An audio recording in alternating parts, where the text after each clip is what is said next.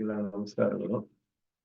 ಶ್ರೀನಿವಾಸೇತಿ ಶ್ರೇಷ್ಠ ದಯಾಪಾತ್ರಂ ಗುಣಾನ್ವಿತಃ ಕೌಶಿಕೋನಂತರಂಗಾರ್ಯ ಶ್ರೀಂಜೇತಾಂ ಭುವಿ ನ್ಯಸ್ತಾತ್ಮೀಯಪರಂ ವರಪ್ರದಗುಣೋ ವೈರಾಗ್ಯ ಭಾಗ್ಯವರ್ಧೋ ವೇದಾಂತಾಮೃತಸಾರಮಂತಮನಘಾತ್ ಶ್ರೀನಿವಾಸಗುರೋಃ ಶ್ರೀಶೈಲಾನ್ವಯಕೌಸ್ತುಭಸ್ಸಿತನಯಂ ಶ್ರೇಯೋನಿಧೇ ಶ್ರೀನಿಧೇಃ ವಂದೇ ಸಾಧುಕಟಾಕ್ಷಿಕೇಳನಿಲಯಂ ಶ್ರೀಕೃಷ್ಣಸದ್ದೇಶಿಕಂ ಶ್ರೀವಾಸರಂಗಪರಕಾಲमुनित्रयाप्तलक्ष्मात्मरक्षणेति त्वैर्गागमान्तम् आचार्य भक्ति परिपूतमनर्घशीलं गोपालदेशिकमुनिं गुरुमाश्रयामः।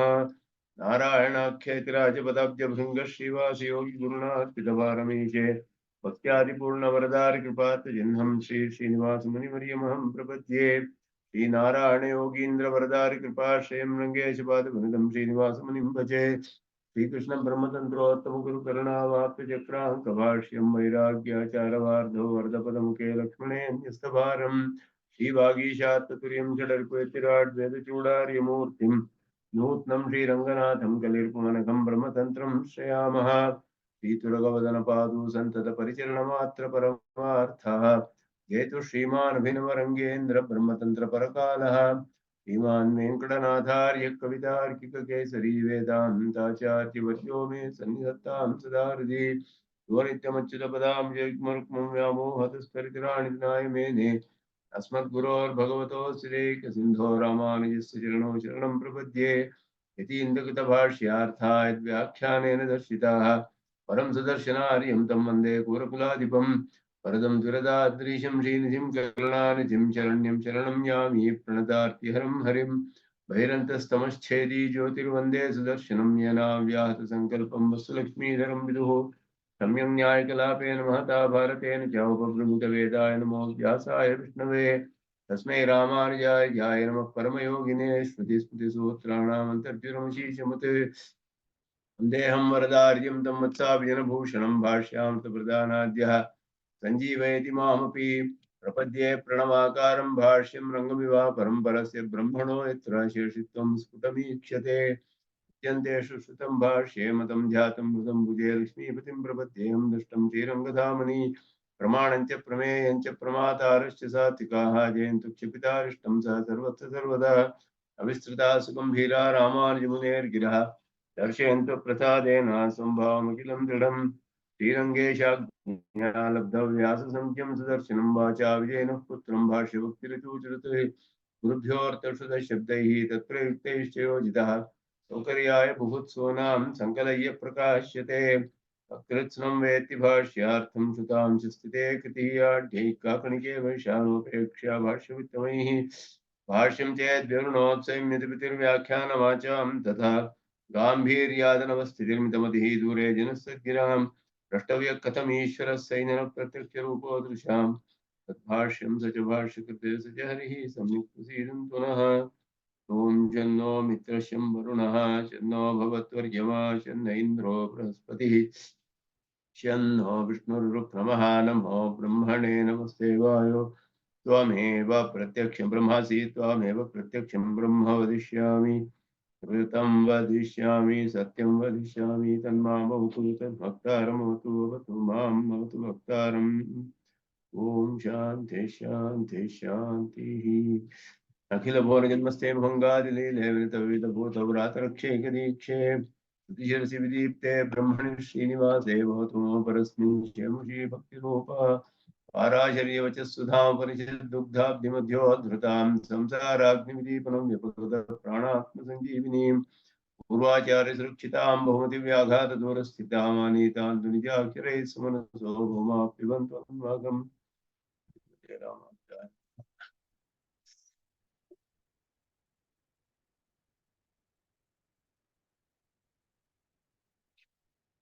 ಕಾರ್ಯಾಖ್ಯಾನಾದ ಪೂರ್ವಂ ಕಾರ್ಯಾಖ್ಯಾನಾಧಿಕರಣ ಆರಂಭಿಸಿದ್ವಿ. ಕಾರ್ಯಾಖ್ಯಾನಾಧಿಕರಣ ಕಾರ್ಯಾಖ್ಯಾನಾತ್ ಅಪೂರ್ವಂ ಕಾರ್ಯಾಖ್ಯಾನಾದ ಅಪೂರ್ವಂ. ಹಿಂದೆ ಪ್ರಾಣವಿದ್ಯೆ ವಿಷಯ ಬಂದಿತು ಹಿಂದೆ. ಅದರಲ್ಲಿ ಪ್ರಾಣವಿದ್ಯೆ ಛಾಂದೋಗ್ಯ ಬೃಹದಾರಣ್ಯಕ ಕೌಶಿತಕಿಯಲ್ಲಿ ಹೇಳುವ ಪ್ರಾಣವಿದ್ಯೆ ಎಲ್ಲ ಒಂದೇ ಅಂತ ಹೇಳ್ಬಿಟ್ಟು ಅದನ್ನ ಸ್ಥಾಪನೆ ಮಾಡಿದ್ರು. ಅದೇ ಪ್ರಾಣವಿದ್ಯೆಗೆ ಸಂಬಂಧಿಸಿದಂತೆ ಮತ್ತೊಂದು ವಿಷಯವನ್ನ ಇಲ್ಲಿ ಚಿಂತನೆ ಮಾಡಿ ಅರ್ಥ ವ್ಯವಸ್ಥೆ ಮಾಡ್ತಾರೆ ಹೇಗೆ ಅಂತ ಹೇಳ್ಬಿಟ್ಟು. ಆ ಹಿಂದೆ ಹೇಳಿದ ಪ್ರಾಣವಿದ್ಯೆಗೆ ಶೇಷಭೂತವಾದದ್ದು, ಅಂದ್ರೆ ಅದಕ್ಕೆ ಸೇರಿದಂತಹ ವಿಷಯ ಅಂತ ಹೇಳ್ಬಿಟ್ಟು ಅದರಲ್ಲಿ ಒಂದು ಹೊಸ ವಿಷಯವು ಹೇಳಲ್ಪಟ್ಟಿದೆ. ಆಚಮನ ಮಾಡುವ ತೀರ್ಥ ಊಟಕ್ಕೆ ಮೊದಲು ಮತ್ತೆ ನಂತರ ಮಾಡುವ ಆಚಮನದ ತೀರ್ಥ ಪ್ರಾಣಕ್ಕೆ ವಾಸವಾಗಿದೆ, ಅಂದ್ರೆ ಬಟ್ಟೆ ವಸ್ತ್ರವಾಗಿದೆ ಅಂತ ಹೇಳ್ಬಿಟ್ಟು ಅದನ್ನ ಮುಚ್ಚಿ ಅದನ್ನ ಅನಗ್ನವಾಗಿ ಮಾಡುತ್ತೆ ಅಂತ ಹೇಳಲ್ಪಟ್ಟಿದೆ. ಆ ವಿಷಯವನ್ನೇ ಇಲ್ಲಿ ವಿಚಾರ ಮಾಡ್ತಾರೆ. ಛಾಂದೋಗ್ಯ ವಾಜಸನೇಕಯೋ ಜ್ಯೇಷ್ಠಂಚ ಶ್ರೇಷ್ಠಂಚ ಪ್ರಾಣಂ ಉಪಾಸ್ಯ ಮುಕ್ತ ಪ್ರಾಣಸ್ಯ ವಾಸಸ್ತ್ವೇನ ಆಪಹ ಅಭಿಧೀಯಂತೆ. ಪ್ರಾಣದ ಉಪಾಸ್ಯವಾದ ಪ್ರಾಣನಿಗೆ ಶ್ರೇಷ್ಠವಾದ ಪ್ರಾಣ ಉಪಾಸ್ಯ ಅಂತ ಹೇಳಿ, ಇದು ಪ್ರಾಣೋಪಾಸನೆ, ಇದು ಬ್ರಹ್ಮೋಪಾಸನೆ ಅಲ್ಲ, ಪ್ರಾಣೋಪಾಸನೆ. ಆ ಪ್ರಾಣಕ್ಕೆ ವಾಸ ಅಂತ ಹೇಳ್ಬಿಟ್ಟು, ಅಂದ್ರೆ ವಸ್ತ್ರ ಅಂತ ಹೇಳಿ ಆಪಹ ತೀರ್ಥವು ಹೇಳಲ್ಪಟ್ಟಿದೆ. ಅದು ಹೇಗೆ ಆ ವಾಕ್ಯವನ್ನ ತಿಳಿಸ್ತಾರೆ. ಛಾಂದೋಗ್ಯೆ ತಾವತ್ ಸಹೋವಾಚ ಕಿಮ್ಮೆ ವಾಸೋ ಭವಿಷ್ಯತಿ. ವಾಕು ಕೇಳುತ್ತೆ ಇಂದ್ರಿಯಗಳನ್ನೆಲ್ಲ, ನನಗೆ ಯಾವುದು ವಸ್ತ್ರವಾಗುತ್ತೆ. ಆಪಹ ಇತಿ ಹೋಚುಹು, ವಾಗು ಮೊದಲಾದ ಇಂದ್ರಿಯಗಳು ಹೇಳಿದೆವು, ಅದು ಆಪಹ ತೀರ್ಥವೇ ನಿನಗೆ ವಸ್ತ್ರ ಅಂತ ಹೇಳ್ಬಿಟ್ಟು. ಆದ್ದರಿಂದಲೇ ಅಶಿಷ್ಯಂತಹ ಯಾರು ಊಟ ಮಾಡ್ತಾರೋ ಅವರೆಲ್ಲ ಪುರಸ್ತಾಚ್ಚ ಉಪರಿಷ್ಟಾಚ್ಚ ಅದ್ಭಿಹಿ ಪರಿದಧತಿ, ಮೊದಲಿಯೂ ನಂತರವೂ ತೀರ್ಥರಿಂದ ಅದನ್ನ ಮುಚ್ಚುತ್ತಾರೆ. ಆಗ ಲಂಬುಕೋಹ ವಾಸೋ ಭವತಿ, ವಸ್ತ್ರವನ್ನು ಪಡೆದುಕೊಂಡವನಾಗಿ ಆಗುತ್ತೆ ಪ್ರಾಣ. ಲಂಬುಕಃ ಅಂದ್ರೆ ಪಡೆದವನಾಗಿ ಅಂತ ಹೇಳ್ಬಿಟ್ಟು, ವಸ್ತ್ರವು ಪಡೆದವನಾಗಿ ಪ್ರಾಣಕ್ಕೆ ಉಂಟಾಗುತ್ತೆ. ಅನಗ್ನಃ ಭವತಿ, ನಗ್ನತೆ ಇರುವುದಿಲ್ಲ ಅಂತ ಹೇಳಿದೆ. ಇದು ಒಂದು ರೂಪಣವಾಗಿ. ವಾಚಸನೆ ಬೃಹದಾರಣ್ಯಕದಲ್ಲಿಯೂ ಹಾಗೆಯೇ ಕಿಮ್ಮೆ ವಾಸಃ ಇತಿ ಪ್ರಾಣೇನ ಪೃಷ್ಟ ವಾಗಾದೇಹ ಉಚ್ಚು, ಅಲ್ಲಿಯೂ ಇದೇ ರೀತಿಯಲ್ಲಿ ಬರುತ್ತೆ. ಆಪೋವಾಸ ಇತಿ ತದ್ವಿದ್ವಾಂಸಃ ಶ್ರೋತ್ರಿಯಾಃ, ವಿದ್ವಾಂಸಃ ಅಂದ್ರೆ ಉಪಾಸನೆ ಮಾಡುವವರು ಅಂತ ಅರ್ಥ. ಅದನ್ನ ಶ್ರೋತ್ರಿಯರಾದವರು. ಅಶಿಷ್ಯಂತಹ ಊಟ ಮಾಡಲು ಇಚ್ಛಿಸುವವರು ಆಚಾಮಂತಿ, ಆಚಮನವನ್ನು ಮಾಡ್ತಾರೆ. ಅಶಿತ್ವಾಚ, ಊಟ ಮಾಡಿ ಆದ ಮೇಲೂ ಆಚಮಂತಿ, ನಂತರ ಆಚಮನ ಮಾಡ್ತಾರೆ. ಏತಮೇವ ತತ್ ಅನಗ್ನಂ ಕುರುವಂತಹ ಮನ್ಯತೆ, ಇದುವೇ ಆ ಅನಂ ಅಂದ್ರೆ ಪ್ರಾಣವನ್ನು ಅನಗ್ನವಾಗಿ ಮಾಡಿದ ಹಾಗೆ ಇವರು ಅನುಸಂಧಾನ ಮಾಡ್ತಾರೆ, ತಿಳಿತಾರೆ. ತಸ್ಮಾತ್ ಏವಂ ವಿತ್, ಆದ್ದರಿಂದ ಇದು ಮುಖ್ಯವಾದ ವಾಕ್ಯ, ಎಲ್ಲಿ ನಮಗೆ ಸಂದೇಹ ಬರುವಂತಹದ್ದು. ತಸ್ಮಾತ್ ಏವಂ ವಿತ್, ಆದ್ದರಿಂದ ಈ ರೀತಿ ಉಪಾಸನೆ ಮಾಡುವವನು, ವಿತ್ ಅಂದ್ರೆ ಉಪಾಸನೆ ಮಾಡುವವನು ಅಂತ ಅರ್ಥ. ಅಶಿಷ್ಯನ್ ಆಚಾಮೇತ್, ಅಶಿತ್ವಾತ್ ಆಚಾಮೇತ್, ಏತಮೇವ ತತ್ ಅನಗ್ನಂ ಕುರುತೆ ಇತಿ. ಆದ್ದರಿಂದ ಈ ರೀತಿ ಉಪಾಸನೆ ಮಾಡುವವನು ಊಟ ಮಾಡುವುದಕ್ಕೆ ಮೊದಲು ಆಚಮನ ಮಾಡಬೇಕು, ಊಟ ಮಾಡಿದ ನಂತರವೂ ಆಚಮನ ಮಾಡಬೇಕು. ಇದುವೇ ಆ ಪ್ರಾಣವನ್ನ ನಗ್ನ ರಹಿತನಾಗಿ ಮಾಡುತ್ತೆ. ತತ್ರ ಸಂಶಯ, ಇಲ್ಲಿ ಸಂಶಯ ಏನು ಅಂತ ಹೇಳಿದ್ರೆ, ಕಿಮತ್ರ ಆಚಮನಂ ವಿಧೀಯತೆ, ಒಂದು ಹೆಚ್ಚಾದ ಆಚಮನವು ಇಲ್ಲಿ ವಿಧಿಸಲ್ಪಟ್ಟಿದೆಯೇ. ಯಾಕೆಂದ್ರೆ ಆಚಾಮೇತ್ ಅಂತ ವಿಧಿ ಪ್ರತ್ಯಯ ಕಂಡು ಬರ್ತಾ ಇದೆ, ಅಲ್ಲಿ ವಿಧಿಲಿಂಗ್ ಅಂತ ಹೇಳೋದು ಆಚಮನ ಮಾಡಬೇಕು ಅಂತ ಆಜ್ಞೆ ಕೃತಿಯು ಹೇಳ್ತಾ ಇರೋ ಹಾಗೆ ಇದೆ. ಪ್ರಾಣವಾಸಸ್ಥವನ್ನು ಸುಮ್ಮನೆ ಹೇಳಿದೆ ಅಷ್ಟೇ, ಪ್ರಾಣಕ್ಕೆ ವಾಸವಾಗುತ್ತೆ, ವಸ್ತ್ರವಾಗುತ್ತೆ ಅಂತ ಹೇಳಿದೆಯೇ ಹೊರತು ಅಲ್ಲಿ ಏನು ವಿಧಿಸಿಲ್ಲ. ಆದರೆ ಆಚಮನದಲ್ಲಿ ವಿಧಿ ಪ್ರತ್ಯಯ ಕಂಡು ಬರ್ತಾ ಇದೆ. ಆದ್ದರಿಂದ ಇಲ್ಲಿ ಆಚಮನಂ ಕಿಂ ವಿಧೀಯತೆ ಉತ ಅಪಾಂ ಪ್ರಾಣವಾಸಸ್ತ್ವ ಅನುಸಂಧಾನಂ, ಪ್ರಾಣಕ್ಕೆ ಈ ತೀರ್ಥವು, ಆಚಮನ ಮಾಡಿದ ತೀರ್ಥ ಪ್ರಾಣಕ್ಕೆ ವಸ್ತ್ರವಾಗುತ್ತೆ ಅನ್ನೋದನ್ನ ಆ ಉಪಾಸಕನು ಅನುಸಂಧಾನ ಮಾಡ್ಬೇಕೆ, ಇಲ್ಲ ಆಚಮನ ಮಾಡಬೇಕು ಅಂತ ವಿಧಿಸಿದೆಯೇ. ಪ್ರಾಣದ ವಾಸಸ್ಥವನ್ನ ಅನುಸಂಧಾನವು ವಿಧಿಸಿದೆಯೇ. ಏನು ಇಲ್ಲಿ ವಿಧಿಸಿರೋ ವಿಷಯ ಅನ್ನೋದು ಪ್ರಧಾನ. ಯಾಕೆಂದ್ರೆ ಈ ಉಪಾಸನೆ ಮಾಡುವವರು ಅದನ್ನ ಸ್ಪಷ್ಟವಾಗಿ ತಿಳಿಯಬೇಕಾದ್ದು, ಹೇಗೆ ಉಪಾಸನೆ ಮಾಡಬೇಕು ಅಂತ ಹೇಳ್ಬಿಟ್ಟು. ಅದಕ್ಕೆ ಪೂರ್ವ ಪಕ್ಷ ಹೇಳ್ತಾರೆ, ಅಶಿಷ್ಯನ್ ಆಚಾಮೇತ್ ಅಶಿತ್ವಾಚ ಆಚಾಮೇತ್ ಇತಿ ಆಚಮನೆ ವಿಧಿ ಪ್ರತ್ಯಯ ಶ್ರವಣಾತ್. ಊಟ ಮಾಡಲು ಇಚ್ಛಿಸುವವನು ಮೊದಲು ಆಚಮನ ಮಾಡಬೇಕು, ಆಚಾಮೇತ್ ಆಚಮನ ಮಾಡಬೇಕು, ನಂತರವೂ ಮಾಡಬೇಕು ಅಂತ ವಿಧಿಸಿದೆ. ಇಲ್ಲಿ ವಿಧಿ ಇರೋದು ತಿಳಿದು ಬರ್ತಾ ಇದೆ ನಮ್ಗೆ. ಶ್ರುತಿಯಲ್ಲಿ ಸ್ಪಷ್ಟವಾಗಿ. ಏತಮೇವ ತದ್ ಅನಗ್ನಂ ಕುರುತೆ ಇತಿ ವೇದನೆ ವಿಧಿ ಪ್ರತ್ಯಯ ಅಭಾವಾತ್. ಈ ಅನುಸಂಧಾನದಲ್ಲಿ ಇದುವೇ ಆ ಪ್ರಾಣವನ್ನು ಅನಗ್ನವಾಗಿ ಮಾಡುತ್ತೆ ಅಂತ ಹೇಳಿರೋದ್ರಲ್ಲಿ ವಿಧಿ ಪ್ರತ್ಯಯ ಅಭಾವಾತ್. ಇಲ್ಲಿ ಏನು ವಿಧಿಸಿಲ್ಲ, ಇಲ್ಲಿ ಆಜ್ಞೆ ಮಾಡಿಲ್ಲ, ಹೀಗೆ ಮಾಡುತ್ತೆ ಅಂತ ಸುಮ್ಮನೆ ಹೇಳಿದೆಯ ಶ್ರುತಿಯಲ್ಲಿ. ಅದರ ನಗ್ನತೆಯು ಹೋಗುತ್ತೆ ಅಂತ ತಿಳ್ಕೊಳ್ಬೇಕು ಇದರಿಂದ, ತೀರ್ಥದಿಂದ ಅಂತ ಹೇಳಿದೆ. ಆದರೆ ಆಚಾಮೇತ್ ಅಂತ ಆಚಮನಕ್ಕೆ ವಿಧಿಸಿರೋದ್ರಿಂದ, ಆದ್ದರಿಂದ ಇಲ್ಲಿ ಅಭಾವಾತ್ ಅನಗ್ನತಾ ಸಂಕೀರ್ತನಸ್ಯ ಸ್ತುತ್ಯರ್ಥತೆಯ ಅನ್ವಯೋಪಪತ್ತೇಶ್ಚ. ಅದು ಅನಗ್ನ ಮಾಡೋದು ಅಂತ ಹೇಳಿರುವಂತಹದ್ದು ಬರೀ ಸ್ತುತಿಗೋಸ್ಕರ ಹೇಳಿದೆ, ಅರ್ಥವಾದ ತರ ಪ್ರಶಂಸಾ ವಾಕ್ಯ. ಅದನ್ನ ಸ್ತೋತ್ರ ಮಾಡಿ ಆಚಮನದ ಒಂದು ಪ್ರಶಂಸೆ. ಆಚಮನ ಮಾಡಿದ್ರೆ ಏನ್ ಪ್ರಯೋಜನ ಅಂದ್ರೆ ಪ್ರಾಣಕ್ಕೆ ವಸ್ತ್ರದಂತೆ ಆಗುತ್ತೆ ಅಂತ ಒಂದು ಸ್ತೋತ್ರ ಮಾಡಿದಂಗೆ, ಸಂಕೀರ್ತನೆ. ಅದು ಸಂಕೀರ್ತನೆ ಮಾಡಿರೋದು ಸ್ತುತ್ಯರ್ಥ ಅಷ್ಟೇ. ಆದ್ದರಿಂದ ಆ ಆಚಮನದ ಒಂದು ಮಹಿಮೆಯನ್ನೇ ಹೇಳಿದಾಗಾಯ್ತು. ವಿಧಿಸಿರೋದು ಆಚಮನವೇ ಅಂತ ಇಲ್ಲಿ ಪೂರ್ವಪಕ್ಷ.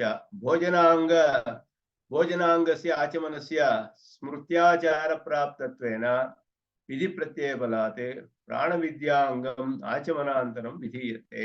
ಪೂರ್ವಪಕ್ಷಿ ಹೇಳೋದು ಭೋಜನಕ್ಕೆ ಅಂಗವಾಗಿ, ಭೋಜನ ಅಂಗಸ್ಯ ಆಚಮನಸ್ಯ, ಊಟಕ್ಕೆ ಅಂಗವಾದ ಆಚಮನವು ಸ್ಮೃತ್ಯಾಚಾರ ಪ್ರಾಪ್ತತ್ವೇನ, ಸ್ಮೃತಿಗಳಲ್ಲಿ ಹೇಳಲ್ಪಟ್ಟಿದೆ ಆಗಲೇ.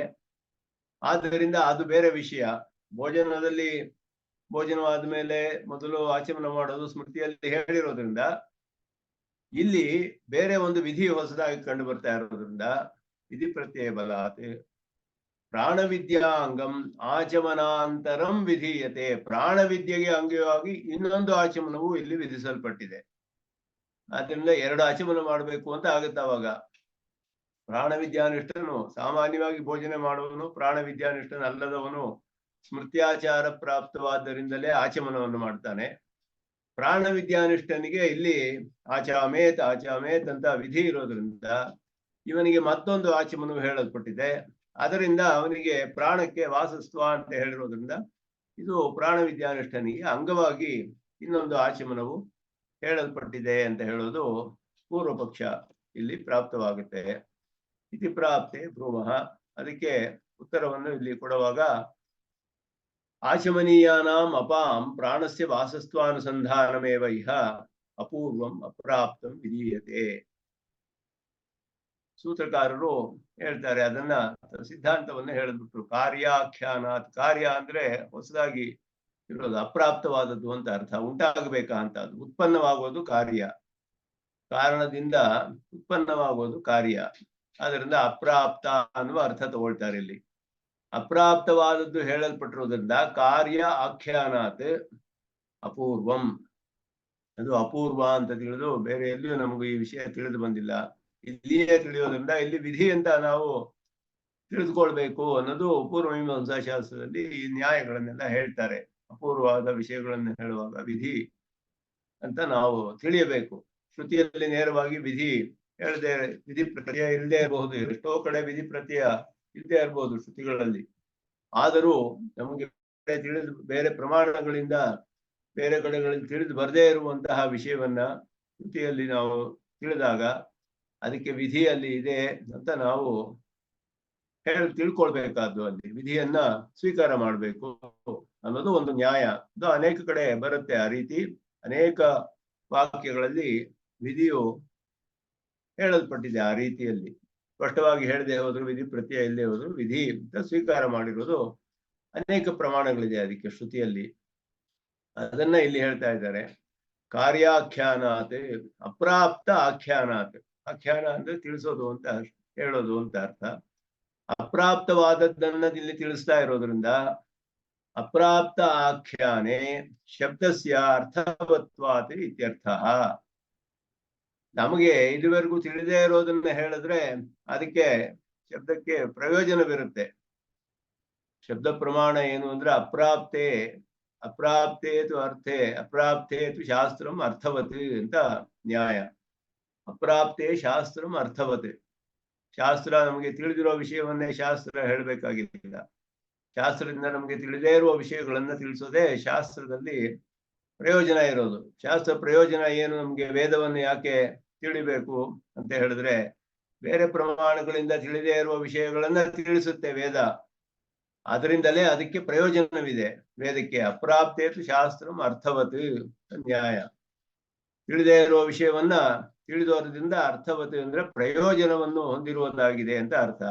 ತಿಳಿದೇ ಇರೋ ವಿಷಯವನ್ನು ತಿಳಿಸೋದ್ರಿಂದ ವೇದಕ್ಕೆ ಪ್ರಯೋಜನವಿದೆ ಶಬ್ದ ಪ್ರಮಾಣಕ್ಕೆ. ಆದ್ದರಿಂದ ಇಲ್ಲಿಯೂ ಹಾಗೆಯೇ ಅಪ್ರಾಪ್ತಾಖ್ಯಾನೆ ಶಬ್ದಸ್ಯ ಅರ್ಥವತ್ವಾತ್. ಅರ್ಥವತ್ವ ಅಂದ್ರೆ ಪ್ರಯೋಜನವನ್ನು ಹೊಂದಿರೋದು ಅಂತ ಅರ್ಥ. ಪ್ರಯೋಜನವನ್ನು ಹೊಂದಿದೆ. ಆದ್ದರಿಂದ ಇಲ್ಲಿ ಪ್ರಾಣವಾಸಸ್ತ್ವ ಅನ್ನೋದನ್ನ ಅನುಸಂಧಾನ ಮಾಡಬೇಕು.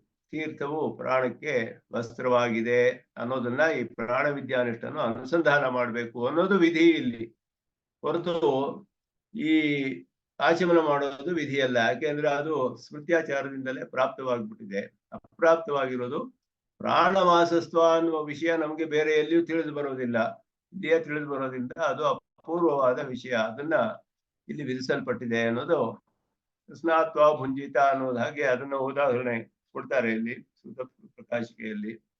ಸ್ನಾತ್ವ ಭುಂಜಿತ ಅನ್ನುವಾಗ ಸ್ನಾತ್ವ ಭುಂಜಿತ, ಸ್ನಾತ್ವಾಗೂ ವಿಧಿ ಇದೆ, ಭುಂಜಿತಾಗೂ ವಿಧಿ ಇದೆ. ಭುಂಜಿತ ಸ್ನಾನ ಮಾಡಿ ಊಟ ಮಾಡ್ಬೇಕು ಅಂತ ಹೇಳಿದ್ರೆ ಅಲ್ಲಿ ಯಾವುದಕ್ಕೆ ವಿಧಿ ಅಂತ ಹೇಳಿದ್ರೆ ಊಟಕ್ಕೆ ವಿಧಿ ಅಲ್ಲ.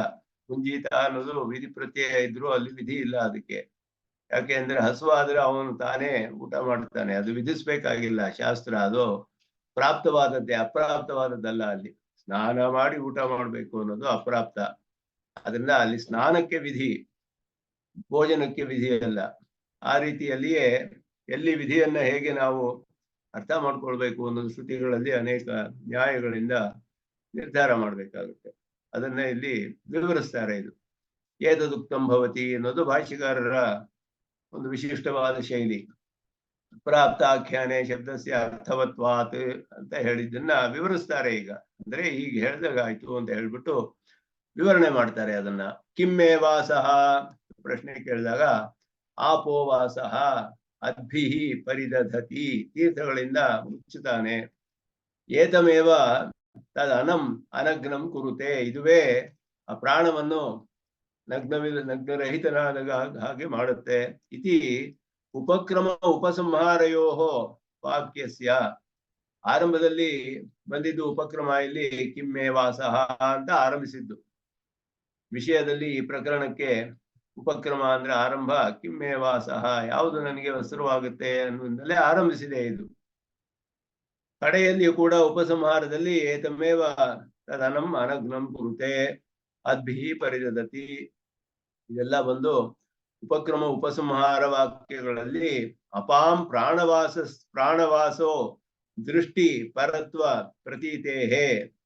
ಪ್ರಾಣವಾಸೋ ದೃಷ್ಟಿ ಪರತ್ವ, ಪ್ರಾಣಕ್ಕೆ ವಸ್ತ್ರವು ಅಪ್ಪನ ತೀರ್ಥವು ವಸ್ತ್ರವಾಗಿದೆ ಅನ್ನುವ ದೃಷ್ಟಿ ಅಂದ್ರೆ ಅನುಸಂಧಾನ, ಹಾಗೆ ಅನುಸಂಧಾನ ಮಾಡೋದು ಅಂತ ಅರ್ಥ. ಪ್ರಾಣವಾಸೋ ದೃಷ್ಟಿ ಅಂತ ಹೇಳಿದ್ರೆ ಪ್ರಾಣಕ್ಕೆ ವಾಸ ಅನ್ನುವ ಒಂದು ವಿಷಯ, ಹಾಗೆ ಅನುಸಂಧಾನ ಮಾಡೋದು ಅಂತ ಅರ್ಥ. ತೀರ್ಥವು ಪ್ರಾಣಕ್ಕೆ ವಾಸವಾಗಿದೆ ಅನ್ನೋದು ಇಲ್ಲಿ ತಿಳಿದು ಬರೋದ್ರಿಂದ ಆಚಮನಸ್ಯ ಸ್ಮೃತ್ಯಾಚಾರ ಪ್ರಾಪ್ತತ್ವಾತ್, ಆಚಮನವು ಸ್ಮೃತ್ಯಾಚಾರದಿಂದಲೇ ಪ್ರಾಪ್ತವಾಗಿರೋದ್ರಿಂದ ಆಚಮನಂ ಅನೂದ್ಯ ಆಚಮನೀಯಾಸು ಅಪ್ಸು, ಆಚಮನವು ಇಲ್ಲಿ ಅನುವಾದ ಮಾಡಲ್ಪಟ್ಟಿದೆ ಅಂತ ಅರ್ಥ ಮಾಡ್ಕೋಬೇಕು.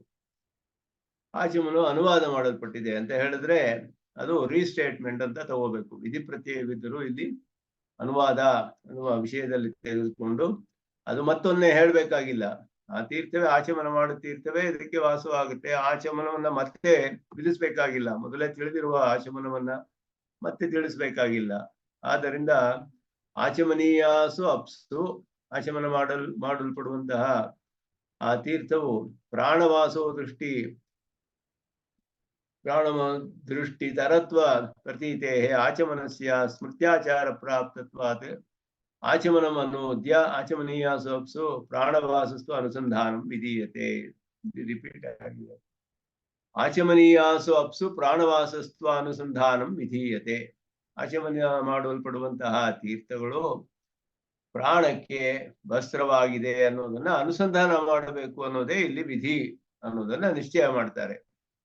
ಆದ್ದರಿಂದಲೇ ಅತಯೇವ ಛಾಂದೋಗ್ಯೆ ತಸ್ಮಾದ್ವಾ ಏತತ್ ಅಶಿಷ್ಯಂತಹ ಪುರಸ್ತಾಚ ಉಪರಿಷ್ಟಾಚ ಅದ್ಭಿಃ ಪರಿದಧತಿ ಇತಿ ಅದ್ಭಿಃ ಪರಿಧಾನಮೇವ ಉಕ್ತಂ ನ ಆಚಮನಂ. ಆದ್ದರಿಂದ ಛಾಂದೋಗ್ಯದಲ್ಲಿ ಇದು ಸ್ಪಷ್ಟವಾಗಿ ಹೇಳಲ್ಪಟ್ಟಿದೆ. ಊಟ ಮಾಡುವವರು ಪುರಸ್ತಾಚ ಉಪರಿಷ್ಟಾಚ ಮೊದಲೆಯೂ ನಂತರವೂ ತೀರ್ಥದಿಂದ ಮುಚ್ಚುತ್ತಾರೆ ಅಂತ ಹೇಳಿದೆ. ಪರಿಧಾನ ಅಂದ್ರೆ ಕವರ್ ಮಾಡೋದು, ಮುಚ್ಚೋದು ಅಂತ ಅರ್ಥ. ಪ್ರಾಣವನ್ನ ಮುಚ್ಚುತ್ತಾರೆ ಅಂತ ಹೇಳಿರೋದ್ರಿಂದ ಅಲ್ಲಿ ಪರಿಧಾನ ಹೇಳಲ್ಪಟ್ಟಿದೆಯೇ ಹೊರತು ಆಚಮನ ಹೇಳಲ್ಪಟ್ಟಿಲ್ಲ ಛಾಂದೋಗ್ಯದಲ್ಲಿ. ಆದ್ದರಿಂದ ವಿಧಿ ಪ್ರತ್ಯಯವು ಆಚಮನಕ್ಕೆ ಕಂಡು ಬಂದರು. ಆಚಮನವು ಮೊದಲೇ ಪ್ರಾಪ್ತವಾಗಿರೋದ್ರಿಂದ ಇದು ಪ್ರಾಣವಿದ್ಯೆ ವಿಷಯದಲ್ಲಿ ಮತ್ತೆ ಆಚಮನವನ್ನು ಹೇಳಿ ಪ್ರಾಣವಾಸಸ್ತ್ವ ಎರಡೂ ಹೇಳಿದೆ. ಈ ಪ್ರಾಣವಿದ್ಯಾ ಪ್ರಕರಣದಲ್ಲಿ ಹೇಳಿದೆ ವಿಶೇಷವಾಗಿ. ಆದ್ದರಿಂದ ಪೂರ್ವ ಪಕ್ಷ ಪ್ರಾಣವಿದ್ಯಾ ಪ್ರಕರಣದಲ್ಲಿ ಹೇಳಿರುವ ಆಚಮನದಲ್ಲಿ ವಿಧಿ ಪ್ರತ್ಯಯ ಕಂಡು ಬರ್ತಿದೆ. ಆದರೆ ಪ್ರಾಣಕ್ಕೆ ವಾಸ ಅಂತ ಹೇಳೋದು ಅಪ್ಪು, ಅದು ಅದರಲ್ಲಿ ವಿಧಿ ಪ್ರತ್ಯಯವಿಲ್ಲ. ಆದ್ದರಿಂದ ಇನ್ನೊಂದು ಆಚಮನ, ಈ ಪ್ರಾಣವಿದ್ಯೆ ಅನುಷ್ಠಾನ ಮಾಡುವವನು, ಉಪಾಸನೆ ಮಾಡುವವನು ಮತ್ತೊಂದು ಆಚಮನ ಮಾಡಬೇಕು ಅಂತ ಪೂರ್ವ ಪಕ್ಷ ಹೇಳಿದ್ರೆ, ಹಾಗಲ್ಲ, ಈ ಪ್ರಾಣವಿದ್ಯೆಗೆ ವಿಶೇಷವಾದ ಇನ್ನೊಂದು ಆಚಮನ ಹೇಳಬೇಕಾಗಿಲ್ಲ. ಸ್ಮೃತ್ಯಾಚಾರ ಮೊದಲೇ ಪ್ರಾಪ್ತವಾಗಿದೆ. ಊಟ ಮಾಡುವವರು ಆಚಮನ ಮಾಡೋದು ಮೊದಲೇ ಪ್ರಾಪ್ತವಾಗಿದೆ. ಆದ್ದರಿಂದ ಪ್ರಾಣವಿದ್ಯಾನುಷ್ಠಾನಿಗೆ ಇಲ್ಲಿ ತಿಳಿದೇ ಇರುವ ವಿಷಯ, ಈ ತೀರ್ಥವು ಪ್ರಾಣಕ್ಕೆ ವಾಸವಾಗಿದೆ ಅನ್ನೋ ವಿಷಯ, ವಸ್ತ್ರವಾಗಿದೆ ಅನ್ನುವ ವಿಷಯ, ಅದು ನಮಗೆ ಎಲ್ಲೂ ತಿಳಿದು ಬಂದಿಲ್ಲ. ಆದ್ದರಿಂದ ಅದರಲ್ಲಿಯೇ ವಿಧಿಯನ್ನ ನಾವು ತಿಳಿಯಬೇಕಾದ್ದು.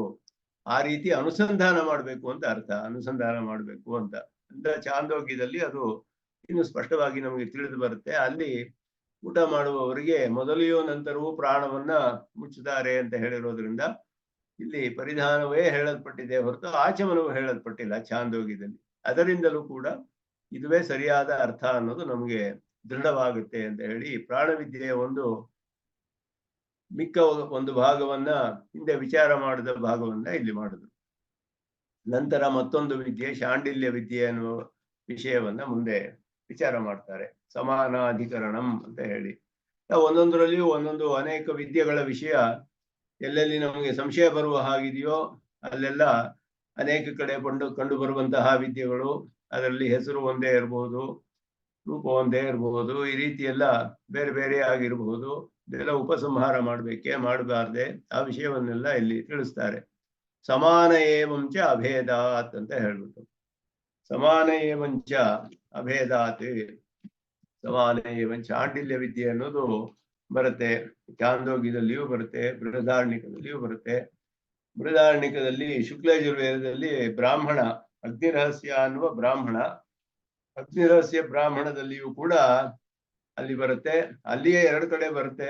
ಮತ್ತೆ ಅದರ ಉಪನಿಷತ್ತಾದ ಬೃಹದಾರಣ್ಯಕ ಉಪನಿಷತ್ತಿನಲ್ಲಿಯೂ ಬರುತ್ತೆ. ಅದು ಶುಕ್ಲಯಜುರ್ವೇದದಲ್ಲಿ ಅದರ ಬ್ರಾಹ್ಮಣಕ್ಕೆ ಸೇರಿದ ಹಾಗೆಯೇ ಉಪನಿಷತ್ತು ಅಗ್ನಿರಹಸ್ಯ ಅನ್ನುವ ಬ್ರಾಹ್ಮಣ 2 ಅಧ್ಯಾಯ, ಅದಾದ್ಮೇಲೆ 6 ಅಧ್ಯಾಯಗಳು ಬೃಹದಾರಣ್ಯಕ ಉಪನಿಷತ್ತು ಅಂತ ಕಂಡು ಬರುತ್ತೆ ಅಲ್ಲಿ. ಆದ್ರೆ ಎರಡರಲ್ಲಿಯೂ ಕೂಡ ಶಾಂಡಿಲ್ಯ ವಿದ್ಯೆ ಅಂತ ಹೇಳಲ್ಪಟ್ಟಿದೆ.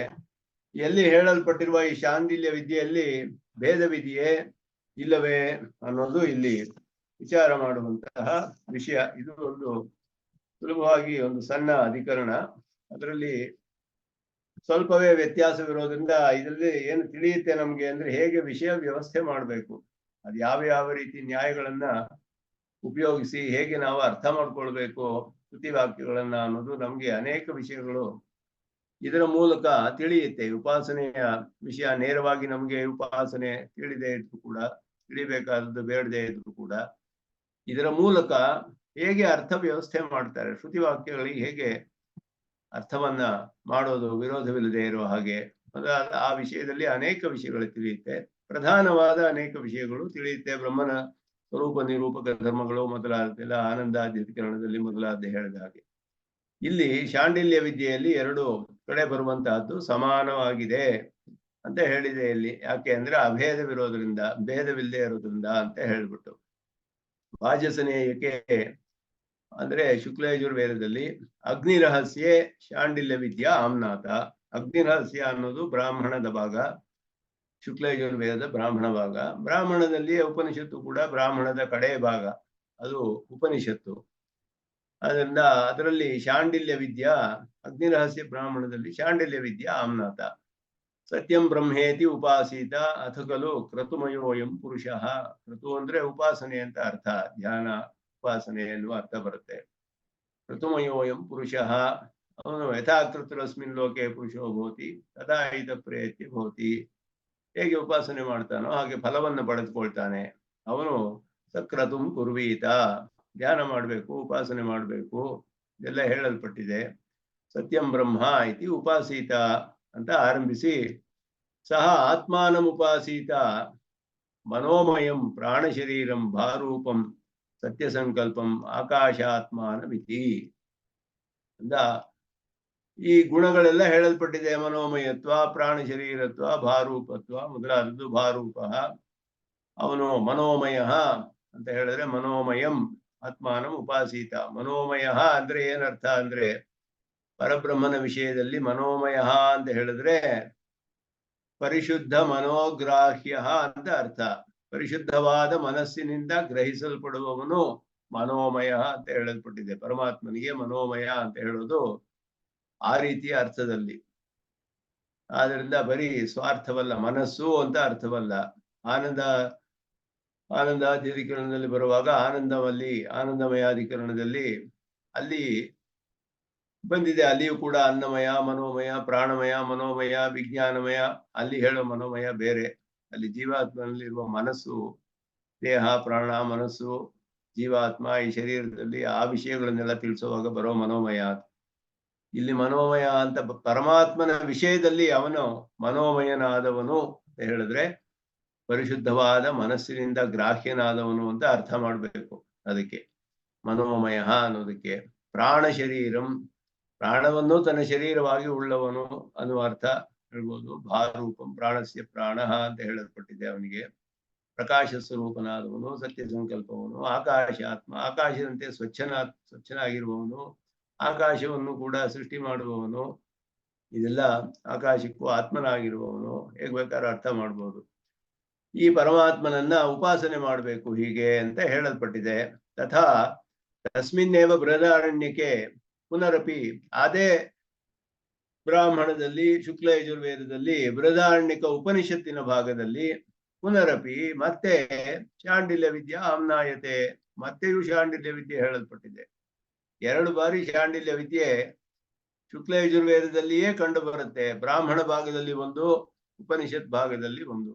ಬ್ರಾಹ್ಮಣ ಭಾಗ ಅಗ್ನಿರಹಸ್ಯ ಅನ್ನುವ ಭಾಗದಲ್ಲಿ ಒಂದು ಕಡೆ ಬಂತು ಹೀಗೆ ಸತ್ಯಂ ಬ್ರಹ್ಮೇತಿ ಉಪಾಸಿತ. ಅಲ್ಲಿ ಹೇಳಿದಾಗ ಮನೋಮಯ, ಪ್ರಾಣ ಶರೀರ, ಭಾರೂಪ, ಸತ್ಯ ಸಂಕಲ್ಪಂ, ಆಕಾಶಾತ್ಮಾನಂ ಅಂತ ಹೇಳಿದೆ ಈ ಗುಣಗಳನ್ನೆಲ್ಲ.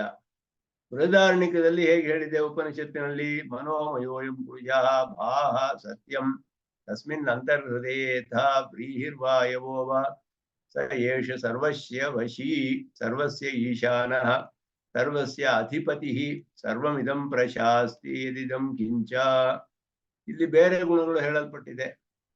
ಇಲ್ಲಿ ಹೇಳಿದಾಗ ಅವನು ಅನೋರಣೀಯಾನ್ ಮಹತೋ ಮಹೀಯಾನ್ ಅಂತ ಹೇಳುವ ಹಾಗೆ ಅವನು ಅಂತರ್ಹೃದಯೇ ಯಥಾ ವ್ರೀಹಿ ವಾಯವೋ ವಾ, ಅಕ್ಕಿ ಕಾಳೋ ಇಲ್ಲ ಗೋಧುಮೆ ಕಾಳೋ ಮೊದಲಾದಿರೋ ಹಾಗೆ ಅಣುಸ್ವರೂಪವಾಗಿದ್ದಾನೆ, ಸೂಕ್ಷ್ಮವಾಗಿದ್ದಾನೆ. ಆದರೆ ಅವನು ಸರ್ವಸ್ಯ ವಶೀ, ಎಲ್ಲವನ್ನು ತನ್ನ ವಶದಲ್ಲಿ ಇಟ್ಟುಕೊಳ್ಳುವಂತಹ ಅವನು ಸತ್ಯಂ, ಸತ್ಯನಾದವನು, ಅವಿಕಾರಿಯಾದವನು, ಸರ್ವಸ್ಯ ಈಶಾನಃ, ಎಲ್ಲರನ್ನು ಆಳುವವನು, ಸರ್ವಸ್ಯ ಅಧಿಪತಿ, ಎಲ್ಲರಿಗೂ ಒಡೆಯನಾದವನು, ಸರ್ವಮಿದಂ ಪ್ರಶಾಸ್ತಿ, ಎಲ್ಲವನ್ನು ಪ್ರಶಾಸನೆ ಮಾಡ್ತಾನೆ, ಎಲ್ಲವನ್ನು ನಿಯಮನ ಮಾಡ್ತಾನೆ. ಯದಿದಂ ಕಿಂಚ ಹೇಳಿ ಇಲ್ಲಿ ಬೇರೆ ಗುಣಗಳು ಹೇಳಲ್ಪಟ್ಟಿದೆ. ಮೊದಲು ಅಗ್ನಿರಹಸ್ಯದಲ್ಲಿ ಹೇಳಿದಾಗ ಮನೋಮಯ, ಪ್ರಾಣ ಶರೀರ, ಭಾರೂಪ, ಸತ್ಯ ಸಂಕಲ್ಪಂ, ಆಕಾಶಾತ್ಮನ್. ಇಲ್ಲಿ ಹೇಳಿದಾಗ ಮನೋಮಯ ಪುರುಷ ಭಾಹ ಸತ್ಯಂ ಅಂತ ಹೇಳ್ಬಿಟ್ಟು ಸರ್ವಸ್ಯ ವಶಿ, ಸರ್ವಸ್ಯ ಈಶಾನಃ, ಸರ್ವಸ್ಯ ಅಧಿಪತಿ, ಸರ್ವಮಿದಂ ಪ್ರಶಾಸ್ತಿ, ಈ ರೀತಿ ಬೇರೆ ಗುಣಗಳು ಹೇಳಲ್ಪಟ್ಟಿದೆ. ಇಲ್ಲಿ ಸಂಶಯವು ಕಿಮತ್ರ ವಿದ್ಯಾ ಭಿದ್ಯತೆ ಉತನ ಇತಿ, ಬೇರೆ ಬೇರೆಯಾಗಿದೆಯೇ? ಇಲ್ಲ, ಒಂದೇ ವಿದ್ಯೆಯೇ ಇದೆ. 2 ಶುಕ್ಲ ಯಜುರ್ವೇದದಲ್ಲಿ 2 ಕಡೆ ಹೇಳಿರೋದು, ಬ್ರಾಹ್ಮಣ ಮತ್ತು ಉಪನಿಷತ್ತುಗಳಲ್ಲಿ 2 ವಿದ್ಯೆ ಅಂತ ನಾವು ತಿಳಿಯಬೇಕೇ? ಇಲ್ಲ ಒಂದೇ ವಿದ್ಯೆಯೇ ಅಂತ ಹೇಳಬೇಕು. ಎರಡು ವಿದ್ಯೆ ಅಂತ ಹೇಳಿದ್ರೆ ಆವಾಗ ಏನು ನಮ್ಗೆ ಪ್ರಶ್ನೆ ಬರೋದಿಲ್ಲ. ಅದನ್ನ ಬೇಕಾದ್ರೆ ಮಾಡ್ಬೋದು, ಇದು ಬೇಕಾದ್ರೆ ಅನುಸಂಧಾನ ಮಾಡ್ಬೋದು. ಒಂದೇ ವಿದ್ಯೆ ಅಂತ ಹೇಳಿದ್ರೆ ಇಲ್ಲಿ ಹೇಳದ ಗುಣವನ್ನು ಅಲ್ಲಿ ಸೇರಿಸ್ಕೊಳ್ಬೇಕು, ಅಲ್ಲಿ ಹೇಳಿದ ಗುಣವನ್ನು ಇಲ್ಲಿ ಸೇರಿಸ್ಕೊಳ್ಬೇಕು. ಎರಡನ್ನು ಕಂಬೈನ್ ಮಾಡ್ಕೋಬೇಕು, ಸೇರಿಸ್ಕೊಳ್ಬೇಕಾಗುತ್ತೆ. ಉಪಸಂಹಾರ ಅಂತ ಹೇಳೋದು. ಆದ್ದರಿಂದ ಈ ವಿಷಯ ತಿಳಿಯಬೇಕಾದ ವಿಷಯ. ಆದ್ದರಿಂದ ಅದನ್ನು ವಿಚಾರ ಮಾಡ್ತಾರೆ. ಸಂಯೋಗ ಚೋದನ ಆಖ್ಯಾನ ಅವಿಶೇಷೇಪಿ. ಸಂಯೋಗ ಚೋದನ ಆಖ್ಯ ಇವುಗಳೆಲ್ಲ ವಿಶೇಷ ಇಲ್ಲ, ಡಿಫರೆನ್ಸ್ ಇಲ್ಲ, ವ್ಯತ್ಯಾಸವೇ ಇಲ್ಲ. ಸಂಯೋಗ ಅಂತ ಹೇಳಿದ್ರೆ ಫಲ ಸಂಯೋಗ ಎರಡೂ ಕೂಡ ಬ್ರಹ್ಮೋಪಾಸನೆಯೇ. ಚಾಂಡಿಲ್ಯ ವಿದ್ಯೆ ಅನ್ನೋದು ಸಾಕ್ಷಾತ್ ಬ್ರಹ್ಮೋಪಾಸನೆ. ಎರಡರಲ್ಲಿಯೂ ಫಲ ಅನ್ನೋದು ಬ್ರಹ್ಮಪ್ರಾಪ್ತಿಯೇ. ಚೋದನ ಅಂತ ಹೇಳಿದ್ರೆ ವಿಧಿ ಯಾವ ರೀತಿ ಹೇಳಲ್ಪಟ್ಟಿದೆ ವಿಧಿ ಅಂತ ಹೇಳ್ಬಿಟ್ಟು, ಇಲ್ಲಿಯೂ ಕೂಡ ಅಲ್ಲಿ ಆತ್ಮಾನಂ ಉಪಾಸೀತ ಅಂತ ಹೇಳಿದ್ದು. ಉಪಾಸೀತ ಅಂತ ಹೇಳಿರೋದನ್ನ ಅಲ್ಲಿಯೂ ಹಾಗೆಯೇ ಹೇಳಿದೆ. ಅದರಿಂದ ಅದರಲ್ಲಿ ಏನು ವ್ಯತ್ಯಾಸವಿಲ್ಲ. ಚೋದನ ಅನ್ನೋದು ಉಪಾಸನೆ ಮಾಡಬೇಕು ಅನ್ನುವ ವಿಷಯ. ಅದರಲ್ಲಿ ಧ್ಯಾಯಿತ ಉಪಾಸೀತ ಹೇಗ್ ಬೇಕಾದ್ರೆ ಹೇಳ್ಬೋದು, ಎಲ್ಲ ಒಂದೇ ಅರ್ಥದಲ್ಲಿರಿಂದ ವೇದ ಮೊದಲಾದದ್ದು. ಆದ್ದರಿಂದ ಚೋದನ ಅಂತ ಹೇಳಿದ್ರೆ ವಿಧಿ ಶಬ್ದ, ವಿಧಿಸುವಂತಹ ಶಬ್ದ ಚೋದನ ಅನ್ನೋದು. ಅದರಲ್ಲಿ ವ್ಯತ್ಯಾಸವಿಲ್ಲ. ಆಖ್ಯ ಅನ್ನೋದ್ರೆ ಹೆಸರು. ಎರಡು ಕಡೆಯೂ ಶಾಂಡಿಲ್ಯ ವಿದ್ಯೆಯಿಂದಾನೇ ಹೇಳಲ್ಪಟ್ಟಿದೆ. ಆದ್ದರಿಂದ 3 ವಿಷಯಗಳಲ್ಲಿ ಸಮಾನವಾಗಿದೆ. 4 ವಿಷಯಗಳಲ್ಲಿ ಸಮಾನಾಗಿದ್ರೆ ವಿದ್ಯಾ ಐಕ್ಯ ಅಂತ ನಿಶ್ಚಯ ಮಾಡಿದ್ರು. ಮೊದಲೇ ಆರಂಭದಲ್ಲಿಯೇ ಹೇಳಿದ್ರು. ಅದರಿಂದ ಇಲ್ಲಿ ಸರ್ವಶಾಖಾ ಪ್ರತ್ಯಯದಿಂದ ಸರ್ವವೇದಾಂತ ಪ್ರತ್ಯಯಂ ಚೋದನಾದಿ ಅವಿಶೇಷಾತ್ ಅಂತ ಸೂತ್ರ ಆರಂಭಿಸಿದಾಗ ಚೋದನಾದಿ ಅವಿಶೇಷಾತ್, ಚೋದನ ಅನ್ನೋದು ಮುಖ್ಯವಾದ್ದರಿಂದ ಹೇಳಿದ್ರು.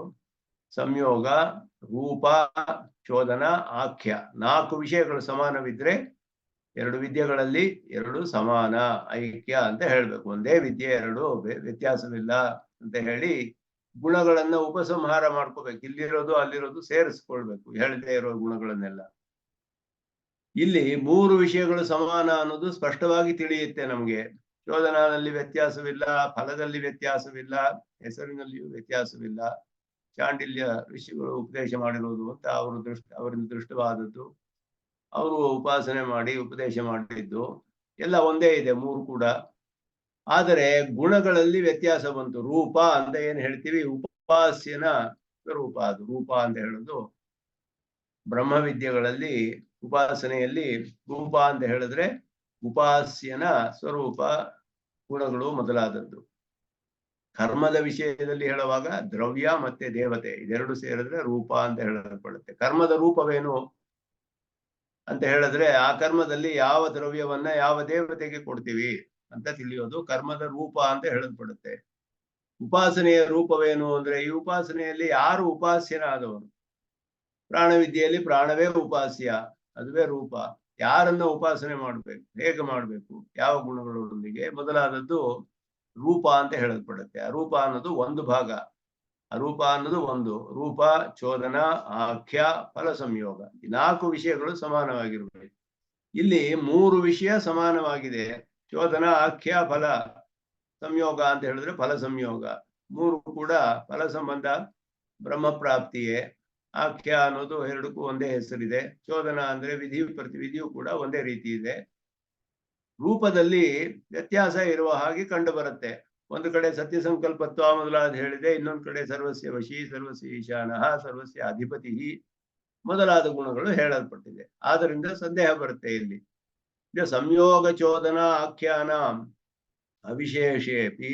ಸಂಯೋಗ ಚೋದನ ಆಖ್ಯ ಇವುಗಳಲ್ಲಿ ಯಾವ ವ್ಯತ್ಯಾಸವೂ ಇಲ್ಲದೆ ಇದ್ರು ವಶಿತ್ವಾದಿ ಉಪಾಸ್ಯ ಗುಣಭೇದೇನ, ವಶಿತ್ವ ಮೊದಲಾದ ಉಪಾಸ್ಯನ ಗುಣದಲ್ಲಿ ಭೇದವಿರೋದರಿಂದ, ವ್ಯತ್ಯಾಸವಿರೋದರಿಂದ ರೂಪಭೇದಾತ್, ರೂಪದಲ್ಲಿ ಭೇದ ಆಗ್ಬಿಡ್ತು. ಈಗ 2 ಉಪಾಸನೆಗಳಲ್ಲಿ ರೂಪ ಅನ್ನುವ ವಿಷಯದಲ್ಲಿ ಉಪಾಸ್ಯನ ಗುಣಗಳು ಬೇರೆ ಬೇರೆ ಹೇಳಲ್ಪಟ್ಟಿದೆ 2 ಕಡೆಯಲ್ಲಿಯೂ.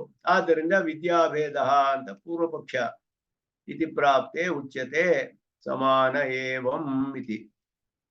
ಸಮಾನವೇ, 2 ಸಮಾನವೇ ಅಂತ ಹೇಳಿದ್ರು. 2 ವಿದ್ಯೆಗಳು ಸಮಾನವೇ ಅಂತ ಹೇಳಿದ್ರೆ ಸಮಾನವೇ ಆಗಿದೆ 2 ಕಡೆಯೂ ಅಂತ ಹೇಳಿದ್ರು. ಸಮಾನವೇ ಆಗಿದೆ ಅಂತ ಹೇಗೆ ಹೇಳೋದು? ರೂಪದಲ್ಲಿ ಭೇದ ಬಂತಲ್ಲ, ಇಲ್ಲಿ ಹೇಳಿರುವ ಗುಣಗಳು ಅಲ್ಲಿ ಹೇಳಿಲ್ಲ, ಅಲ್ಲಿ ಹೇಳಿರುವ ಗುಣಗಳು ಇಲ್ಲಿ ಹೇಳುವುದರಿಂದ ಅಂತ ಹೇಳಿದ್ರೆ ಅದಕ್ಕೆ ಸಿದ್ಧಾಂತವು ಹೇಳಲ್ಪಡುತ್ತೆ. ಇಲ್ಲಿ ಯಥಾ ಅಗ್ನಿ ರಹಸ್ಯೆ ಮನೋಮಯ ಪ್ರಾಣ ಶರೀರ ಭಾರೂಪ ಸತ್ಯ ಸಂಕಲ್ಪತ್ವ ಗುಣಗಣ ಶ್ರುತಃ ಏವಂ ಬೃಹದಾರಣ್ಯಕೇಪಿ ಮನೋಮಯತ್ವಾದಿಕೆ ಸಮಾನೇ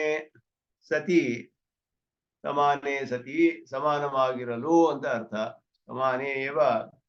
ಸಮಾನೇ ಏವಂ ಚ ಅಭೇದಾತ್ ಅಂತರ ಸೂತ್ರದಲ್ಲಿ ಅರ್ಥ. ಸಮಾನವಾಗಿರಲು ಅಂತ ಅರ್ಥ. ಮನೋಮಯತ್ವ ಮನೋಮಯ ಪ್ರಾಣ ಶರೀರ ಭಾರೂಪ ಸತ್ಯ ಸಂಕಲ್ಪತ್ವ ಮೊದಲಾದ ಗುಣಗಳು ಬೃಹದಾರಣ್ಯಕದಲ್ಲಿಯೂ ಸಮಾನವಾಗಿದೆ. ಆದರೆ ಬೃಹದಾರಣ್ಯಕದಲ್ಲಿ ಅಧಿಕವಾದ ಕೆಲವು ಗುಣಗಳಿದೆ. ಯಾವುದು ಅಂದ್ರೆ ವಶಿತ್ವ, ಸರ್ವಸ್ಯ ಈಶಾನತ್ವ, ಮತ್ತೆ ಸರ್ವಾಧಿಪತ್ವ, ಸರ್ವಸ್ಯ ಅಧಿಪತಿ ಅಂತ ಹೇಳೋದು. 3 ಗುಣಗಳು ಹೆಚ್ಚಾಗಿದೆ. ಅಲ್ಲಿ ಸತ್ಯ ಸಂಕಲ್ಪತ್ವ ಹೇಳಲ್ಪಟ್ಟಿದೆ. ಆದ್ದರಿಂದ ಇಲ್ಲಿ ಏನ್ ನಿಶ್ಚಯ ಮಾಡ್ತಾರೆ ಅಂತ ಹೇಳಿದ್ರೆ, ವಶಿತ್ವಾದೇಶ ಸತ್ಯ ಸಂಕಲ್ಪತ್ವ ಗುಣ ಅಭೇದಾತ್ ನ ರೂಪ ಭೇದ ಅತಃ ವಿದ್ಯೈಕ್ಯಂ. ಸುಲಭವಾಗಿ ಪರಿಹಾರ ಮಾಡ್ಬಿಟ್ಟು, ಸತ್ಯ ಸಂಕಲ್ಪದ ಒಂದು ಪ್ರಕಾರವೇ ವಶಿತ್ವ, ಸರ್ವಸ್ಯ ಈಶಾನಃ, ಸರ್ವಸ್ಯ ಅಧಿಪತಿ. ಇದೆಲ್ಲ ಸತ್ಯ ಸಂಕಲ್ಪದಿಂದಲೇ ಬರುವಂತಹದ್ದು. ಇದೆಲ್ಲ ಸತ್ಯ ಸಂಕಲ್ಪದಲ್ಲಿ ಅಡಕವಾಗಿದೆ, ಬೇರೆ ಗುಣಗಳಲ್ಲ. ವಶಿತ್ವ ಅಂತ ಹೇಳಿದ್ರೆ ಎಲ್ಲವನ್ನು ವಶಪಡಿಸ್ಕೊಳ್ಳೋದು, ಅವನ ಸಂಕಲ್ಪದಿಂದಲೇ ವಶಪಡಿಸ್ಕೊಳ್ತಾನೆ. ಅವನ ಸತ್ಯ ಸಂಕಲ್ಪವಿರುವುದರಿಂದ ಅದನ್ನು ಯಾರು ತಡೆ ಹಿಡಿಯಕ್ಕಾಗೋದಿಲ್ಲ, ಬದಲಾಯಿಸಕ್ಕಾಗೋದಿಲ್ಲ. ಹಾಗೆಯೇ ಸರ್ವಸ್ಯ ಈಶಾನಃ, ಸರ್ವಸ್ಯ ಅಧಿಪತಿ, ಈ ಗುಣಗಳೆಲ್ಲ ಸತ್ಯ ಸಂಕಲ್ಪತ್ವದ ಅದಕ್ಕಿಂತ ಬೇರೆ ಅಲ್ಲ ಅಂತ ಅರ್ಥ. ಆದರೆ ಪ್ರಕಾರಗಳೇ ಅಂತ ಅರ್ಥ. ಸತ್ಯ ಸಂಕಲ್ಪದಿಂದಲೇ ಇದೆಲ್ಲವನ್ನು ಮಾಡ್ತಾನೆ ಅವನು. ವಶಿತ್ವ, ಎಲ್ಲರನ್ನು ವಶಕೊಳ್ಳೋದು, ಆಳುವುದೇನು, ಎಲ್ಲರಿಗೂ ಅಧಿಪತಿಯಾಗಿರೋದು ಎಲ್ಲ ಅವನ ಸತ್ಯ ಸಂಕಲ್ಪದಿಂದ.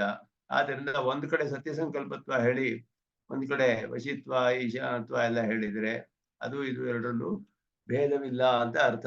ರೂಪಭೇದ ಇದರಿಂದ ಉಂಟಾಗೋದಿಲ್ಲ ಅನ್ನೋದನ್ನ ವಿಚಾರಿಸಿದ್ದಾರೆ. ಅತಃ ವಿದ್ಯೈಕ್ಯಂ, ವಿದ್ಯೆಯು ಒಂದೇ ಅನ್ನೋದು ಇಲ್ಲಿ ನಿರ್ಧಾರ ಮಾಡಲ್ಪಡುತ್ತೆ. ಅದು ಸುಲಭವಾದ ಅಧಿಕರಣ. ಇಲ್ಲಿ ಏನು ಅಷ್ಟು ಹೆಚ್ಚು ಸಂದೇಹದಲ್ಲಿ ಅವಕಾಶವಿಲ್ಲ. ಸತ್ಯ ಸಂಕಲ್ಪತ್ವದಲ್ಲಿಯೇ ಇದೆಲ್ಲ ಅಡಕವಾಗಿದೆ ಅಂತ ಹೇಳೋದ್ರಿಂದ ವಿದ್ಯಾಭೇದ ಇಲ್ಲ ಅನ್ನೋದು ಸಂಬಂಧವಾಗಿ ತಿಳಿದು ಬರುತ್ತೆ. ಮುಂದೆ ಮತ್ತೊಂದು ವಿಷಯ, ಸಂಬಂಧಾದೇವಂ ಅನ್ಯತ್ರಾಪಿ ಅಂತ ಹೇಳ್ಬಿಟ್ಟು, ಸಂಬಂಧಾಧಿಕರಣ ಅಂತ ಹೇಳ್ಬಿಟ್ಟು, ಸಂಬಂಧಾತ್ ಏವಂ ಅನ್ಯತ್ರ, ಇಲ್ಲಿ ಸಂಬಂಧವಿರುವುದರಿಂದ ಮತ್ತೊಂದು ಕಡೆಯಲ್ಲಿಯೂ ಅಂತ ಅಷ್ಟೇ ಸೂತ್ರಕ್ಕೆ ಅರ್ಥ. ಸಂಬಂಧಾದೇವಂ ಅನ್ಯತ್ರ ಅಂತ, ಉಪಾಸ್ಯನಲ್ಲಿ ಒಬ್ಬನೇ ಉಪಾಸ್ಯವಾದ್ದರಿಂದ ವಿದ್ಯೆ ಒಂದೇ ಅಂತ ಹಿಂದಿನ ವಿದ್ಯೆಯಲ್ಲಿ ಹೇಳಲಾಯಿತು. ಉಪಾಸ್ಯ ಒಬ್ಬನೇ, ಆದ್ದರಿಂದ ವಿದ್ಯೆ ಐಕ್ಯ ಅಂತ ಹೇಳಿದ್ರಲ್ಲ. ಹಾಗೆಯೇ ಇಲ್ಲಿಯೂ ಕೂಡ ಒಂದೇ ಉಪಾಸ್ಯಕ್ಕೆ ಸ್ಥಾನದ ಒಂದು ಸಂಬಂಧ ಇರೋದ್ರಿಂದ ಬೇರೆ ಕಡೆ ಇಲ್ಲಿಯೂ ಕೂಡ ಹಾಗೆಯೇ ಹೇಳಬೇಕು ಅನ್ನೋದು ಅರ್ಥ. 2 ಸ್ಥಾನಗಳಲ್ಲಿ ಉಪಾಸನೆ ಮಾಡಬೇಕು ಅಂತ ಹೇಳಿದೆ. ಇದು ಬ್ರಹ್ಮವಿದ್ಯೆ ಇಲ್ಲಿ ವಿಚಾರ ಮಾಡುವಂತಹದ್ದು. ಬ್ರಹ್ಮವಿದ್ಯೆ ಅಂತಾನೆ ಹೇಳ್ಕೊಡೋದು. ಬ್ರಹ್ಮನೇ ಉಪಾಸ್ಯನಾದವನು. ಆದರೆ ಬ್ರಹ್ಮನನ್ನ 2 ಬೇರೆ ಬೇರೆ ಸ್ಥಾನಗಳಲ್ಲಿ ಉಪಾಸನೆ ಮಾಡಬೇಕು ಅಂತ ಹೇಳಿರುವಂತಹ ವಿಷಯ. 2 ಉಪಾಸನೆಗಳು ಬೇರೆ ಬೇರೆ ಸ್ಥಾನಗಳಲ್ಲಿ ಹೇಳಿರೋದು. ಉಪಾಸ್ಯನಲ್ಲಿ ಭೇದವಿಲ್ಲ, ಆದ್ದರಿಂದ ವಿದ್ಯೆ ಒಂದೇ ಅಂತ ಹಿಂದೆ ಸಮಾನಾಧಿಕರಣದಲ್ಲಿ ನಿಶ್ಚಯ ಮಾಡಿದ್ರು. ಅದೇ ರೀತಿ ಈ ಇನ್ನೊಂದು ವಿದ್ಯೆ ಇಲ್ಲಿ ಹೇಳಲ್ಪಟ್ಟಿರುವಂತಹ ಆದಿತ್ಯ ಮಂಡಲದಲ್ಲಿಯೂ ಬಲಗಣ್ಣಿನಲ್ಲಿಯೂ ಇರುವ ಪುರುಷನನ್ನು ಉಪಾಸನೆ ಮಾಡಬೇಕು ಅಂತ ಹೇಳಿದೆ. 2 ಸ್ಥಾನಗಳಲ್ಲಿ ಭೇದವಿದ್ರೂ ಕೂಡ ಒಬ್ಬನೇ ಉಪಾಸ್ಯನಿಗೆ ಸಂಬಂಧಿಸಿದ ಸ್ಥಾನಗಳು ಇದು. ಆದ್ದರಿಂದ ಅದರಲ್ಲಿ ವ್ಯತ್ಯಾಸವಿಲ್ಲ ಅಂತ ಪೂರ್ವ ಪಕ್ಷ ಸಿದ್ಧಾಂತ ವ್ಯತ್ಯಾಸವಿದೆ ಅಂತ ಹೇಳ್ತಾರೆ. ಇದು ಪೂರ್ವ ಪಕ್ಷ ಸೂತ್ರ. ಸಂಬಂಧಾದೇವಂ ಅನ್ಯತ್ರಾಪಿ ಅಂತ ಹೇಳೋದು. ಇದು ಹಿಂದಿನ ಸೂತ್ರಕ್ಕೆ ಸಂಗತವಾಗಿ ಹಾಗೆ ಅರ್ಥ ಮಾಡ್ಕೊಳ್ಬೇಕು ನಾವು. ಮನೋಮಯತ್ವ ಮೊದಲಾದ್ದೆಲ್ಲ ಹೇಳಿ ಗುಣವನ್ನ ಉಳ್ಳ ಉಪಾಸ್ಯನಿಗೆ ಆ ಗುಣಗಳೆಲ್ಲ ಒಂದೇ ಇರೋದ್ರಿಂದ, ಸಮಾನವಾಗಿರೋದ್ರಿಂದ ಉಪಾಸ್ಯ ವಿದ್ಯೆ ಐಕ್ಯ ಅಂತ ಹೇಳಿದ್ರಲ್ಲ. ಹಾಗೆ ಕಣ್ಣಿಗೆ ಸಂಬಂಧಿಸಿದವನು, ಆದಿತ್ಯನಿಗೆ ಸಂಬಂಧಿಸಿದವನು, ಹೀಗೆ ಇರುವ ಉಪಾಸ್ಯನು ಒಬ್ಬನೇ ಆದ್ದರಿಂದ ಇದಕ್ಕೆ ಸಂಬಂಧಿಸಿದ ವಿದ್ಯೆ ಎರಡು ಹೇಳಲ್ಪಟ್ಟಿದೆಯಲ್ಲ, ಅದರಲ್ಲೂ ಕೂಡ ಐಕ್ಯವನ್ನು ಹೇಳಬೇಕು ಅನ್ನೋದು ಇಲ್ಲಿ. ಆ ವಿದ್ಯೆ ಯಾವುದು ಅಂದ್ರೆ ವ್ಯಾಹೃತಿ ಶರೀರಕ ಬ್ರಹ್ಮೋಪಾಸನೆ ಅಂತ ಅದಕ್ಕೆ ಹೆಸರು. ವ್ಯಾಹೃತಿ ಶರೀರಕ ಬ್ರಹ್ಮೋಪಾಸನೆ ಅಂತ ಹೇಳೋದು. ವ್ಯಾಹೃತಿಗಳು ಅನ್ನೋದು ಭೂ ಭುವಃ ಸುವಹ ಅಂತ ಹೇಳೋದು. ವ್ಯಾಹೃತಿ ಅಂದ್ರೆ ವಿಶೇಷವಾಗಿ ಹೇಳಲ್ಪಟ್ಟಿರೋದು, ಜೋರಾಗಿ ಹೇಳಲ್ಪಟ್ಟಿರೋದು ಅಂತ ಅರ್ಥ. ವ್ಯಾಹೃತಿ ಅನ್ನೋದು ಭೂ ಭುವಃ ಸುವಹ ಅಂತ. ಅದು ಹಾಗೆಯೇ ಶ್ರುತಿ ಹೇಳಿದೆ, ಸಭೂರಿತಿ ವ್ಯಾಹರತೆ ಸ ಭುವಮಸೃಜತ ಸ ಭುವ ಇತಿ ವ್ಯಾಹರತೆ ಸೋಂತರಿಕ್ಷಮಸೃಜತ ಸ ಸುವರಿತಿ ವ್ಯಾಹರತೆ ಸ ದಿವಮಸೃಜತ. ಭೂಹು ಅಂತ ಹೇಳಿ ಭೂಲೋಕವನ್ನು ಸೃಷ್ಟಿ ಮಾಡಿದಂತೆ, ಭುವಃ ಅಂತ ಹೇಳಿ ಅಂತರಿಕ್ಷ ಲೋಕವನ್ನ, ಸುವಹ ಅಂತ ಹೇಳಿ ದ್ಯುಲೋಕವನ್ನ, ಹೀಗೆ ಶ್ರುತಿ ಹೇಳುತ್ತೆ. ಇದಕ್ಕೆ ವ್ಯಾಹೃತಿಗಳು ಅಂತ ಹೇಳಲ್ಪಟ್ಟಿದೆ. ಭೂಹು ಭುವಃ ವ್ಯಾಹರತ್ ಅಂತ ಹೇಳಿದೆ, ಜೋರಾಗಿ ಹೇಳಿದ ಅಂತ ಅರ್ಥ. ಅದಕ್ಕೆ ಈ ಭೂಹು ಭುವಃ ಸುವಹ ಅನ್ನುವುದ ಶರೀರಕನಾದ ಪರಮಾತ್ಮನಿಗೆ ಅಂತ ಹೇಳಲ್ಪಟ್ಟಿದೆ ಅದರಲ್ಲಿ.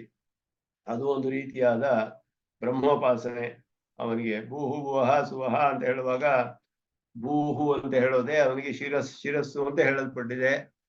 ಅದು ಭೂಹು ಅನ್ನೋದು ಒಂದೇ ಅಕ್ಷರ ಇರುವ ಶಬ್ದ. ಭೂಹು ಶಿರಸ್ಸು ಒಂದೇ ಆದ್ರಿಂದ. ಭುವಃ ಅಂತ ಹೇಳುವಾಗ ಎರಡು ಅಕ್ಷರಗಳಿದೆ, ಎರಡು ಕೈಗಳು ಅಂತ ಹೇಳಲ್ಪಟ್ಟಿದೆ, ಅದನ್ನ ಮಾಡಬೇಕು. ಸುವಹ ಅನ್ನೋದು ಪ್ರತಿಷ್ಠೆ, ಎರಡು ಪಾದಗಳು ಅಂತ ಉಪಾಸನೆ ಮಾಡಬೇಕು. ಶಿರಸ್ಸು, ಎರಡು ಕೈಗಳು, ಕಾಲುಗಳೆಲ್ಲ ಇರುವಂತಹ ಒಂದು ಶರೀರ, ವ್ಯಾಹೃತಿ ಶರೀರಕನಾದ ಪುರುಷ ಅಂತ ಹೆಸರು ಇದಕ್ಕೆ. ಭೂ ಅನ್ನೋ ವ್ಯಾಹೃತಿಯೇ ಶಿರಸ್ಸು, ಭುವಃ ಅನ್ನೋ ವ್ಯಾಹೃತಿ ಕೈಗಳು, ಸುವಹ ಅನ್ನೋ ವ್ಯಾಹೃತಿ ಪ್ರತಿಷ್ಠೆ, ಕಾಲುಗಳು. ಈ ರೀತಿ ಮೂರು ಭಾಗಗಳು ಹೇಳಿ, ಸುವಹ ಭುವಹ ಎಲ್ಲ ಎರಡೆರಡು ಶಬ್ದಗಳಿದೆ, ಅಕ್ಷರಗಳಿದೆ, ಅದರಿಂದ ಎರಡು ಕೈ ಎರಡು ಕಾಲು ಇರೋ ಹಾಗೆ ಭೂಹು ಅನ್ನೋದು ಒಂದು ಇರೋದು ಶಿರಸ್ಸು. ಆ ರೀತಿ ಹಾಗೆ ಹೇಳಲ್ಪಟ್ಟಿದೆ ಅದು. ಅದು ಹಾಗೆಯೇ ಶ್ರುತಿಯಲ್ಲಿ ಕಂಡು ಬರುತ್ತೆ. ಯಯೇಷ ಏತಸ್ಮಿನ್ ಮಂಡಲೆ ಪುರುಷಃ ತಸ್ಯ ಭೂರಿತಿ ಶಿರಃ ಭುವ ಇತಿ ಬಾಹು ಸುವರಿತಿ ಪ್ರತಿಷ್ಠಾ ಪಾದೌ ಅರ್ಥ. ಅಲ್ಲಿ ಈ ವ್ಯಾಹೃತ ಶರೀರಕವನ್ನು ಹೇಳಿ ಅವನಿಗೆ ಉಪಾಸನೆಯನ್ನು ಹೇಳಲ್ಪಟ್ಟಿದೆ ಎರಡು ಸ್ಥಾನದಲ್ಲಿ. ಅದು ಇಲ್ಲಿ ವಿಚಾರ ಮಾಡ್ತಾರೆ. ಇದೊಂದು ವಿಶೇಷವಾದ ಉಪಾಸನೆ, ಬ್ರಹ್ಮೋಪಾಸನೆ. ಬೃಹದಾರಣ್ಯಕದಲ್ಲಿ ಹೇಳಲ್ಪಟ್ಟಿದೆ ಹೀಗೆ, ಶ್ರೂಯತೆ ಸತ್ಯಂ ಬ್ರಹ್ಮೇತಿ ಉಪಕ್ರಮ್ಯ. ಸತ್ಯಂ ಬ್ರಹ್ಮ ಅಂತ ಆರಂಭಿಸಿ, ತದ್ಯತ್ ಸತ್ಯಮಸೌ ಸ ಆದಿತ್ಯಃ ಏಷ ಏತಸ್ಮಿನ್ ಮಂಡಲೆ ಪುರುಷಃ ಯಶ್ಚಾಯಂ ದಕ್ಷಿಣೆ ಅಕ್ಷಿನ್. ದಕ್ಷಿಣೆ ಅಕ್ಷಿನ್ ಅಂದ್ರೆ ದಕ್ಷಿಣೆ ಅಕ್ಷಿಣಿ ಅಂತ ಅರ್ಥ, ಬಲಗಣ್ಣಿನ ಒಳಗಡೆ ಅಂತ ಅರ್ಥ. ಪುರುಷಃ ಏತಸ್ಮಿನ್ ಮಂಡಲೆ, ಆದಿತ್ಯ ಮಂಡಲದಲ್ಲಿಯೂ ಮತ್ತೆ ಬಲಗಣ್ಣಿನಲ್ಲಿಯೂ ಇರುವ ಪುರುಷ ಅಂತ ಆರಂಭಿಸಿದೆ ಅಲ್ಲಿ ಉಪಾಸನೆಯನ್ನ. ಆದಿತ್ಯ ಮಂಡಲದಲ್ಲಿರುವ ಪುರುಷನ ಉಪಾಸನೆ, ಬಲಗಣ್ಣಿನಲ್ಲಿರುವ ಪುರುಷನ ಉಪಾಸನೆ ಇತಿ ಉಪಕ್ರಮ್ಯ. ಆದಿತ್ಯ ಮಂಡಲೆ ಅಕ್ಷಿಣೀಚ ಸತ್ಯಸ್ಯ ಬ್ರಹ್ಮಣಃ. ಆದಿತ್ಯ ಮಂಡಲದಲ್ಲಿಯೂ ಬಲಗಣ್ಣಿನಲ್ಲಿಯೂ ಸತ್ಯ ಸ್ವರೂಪನಾದ ಪರಬ್ರಹ್ಮನ ವ್ಯಾಹೃತಿ ಶರೀರತ್ವೇನ ಉಪಾಸ್ಯತ್ವ ಮುಕ್ತ. ವ್ಯಾಹೃತಿ ಶರೀರಕನಾದ ಪರಮಾತ್ಮನ ಉಪಾಸನೆ, ಆದಿತ್ಯ ಮಂಡಲದಲ್ಲಿ ಇರುವ ಪುರುಷನನ್ನ ಅವನ ಶಿರಸ್ಸೇ, ಭೂಹು ಅನ್ನೋದೇ ಅವನ ಶಿರಸ್ಸು, ಭುಹ ಅನ್ನೋದು ಅವನ ಬಾಹುಗಳು, ಸುವಹ ಅನ್ನೋದು ಅವನ ಪ್ರತಿಷ್ಠೆ, ಪಾದಗಳು ಅಂತ ಆದಿತ್ಯ ಮಂಡಲದಲ್ಲಿರುವ ಪುರುಷನ ಉಪಾಸನೆ ಮಾಡಬೇಕು. ಅದೇ ರೀತಿ ಬಲಗಣ್ಣದಲ್ಲಿರುವ ಪುರುಷನನ್ನು ಇದೇ ರೀತಿ ವ್ಯಾಹೃತಿ ಶರೀರಕನಾದ ಬ್ರಹ್ಮ ಅಂತ ಉಪಾಸನೆ ಮಾಡಬೇಕು. ಅದಷ್ಟು ಹೇಳಿ ಅವರಿಗೆ ಬೇರೆ ಬೇರೆ ಹೆಸರುಗಳನ್ನು ಹೇಳುತ್ತೆ. ರಹಸ್ಯವಾದ ಹೆಸರನ್ನು ಉಪನಿಷತ್ತು ಉಪದೇಶ ಮಾಡುತ್ತೆ. ತಸ್ಯ ಉಪನಿಷದಃ ಇತಿ ಅಧಿದೈವತಂ. ತಸ್ಯ ಉಪನಿಷತ್, ಉಪನಿಷತ್ ಅಂದ್ರೆ ರಹಸ್ಯವಾದ ಹೆಸರು ಅಂತ ಅರ್ಥ.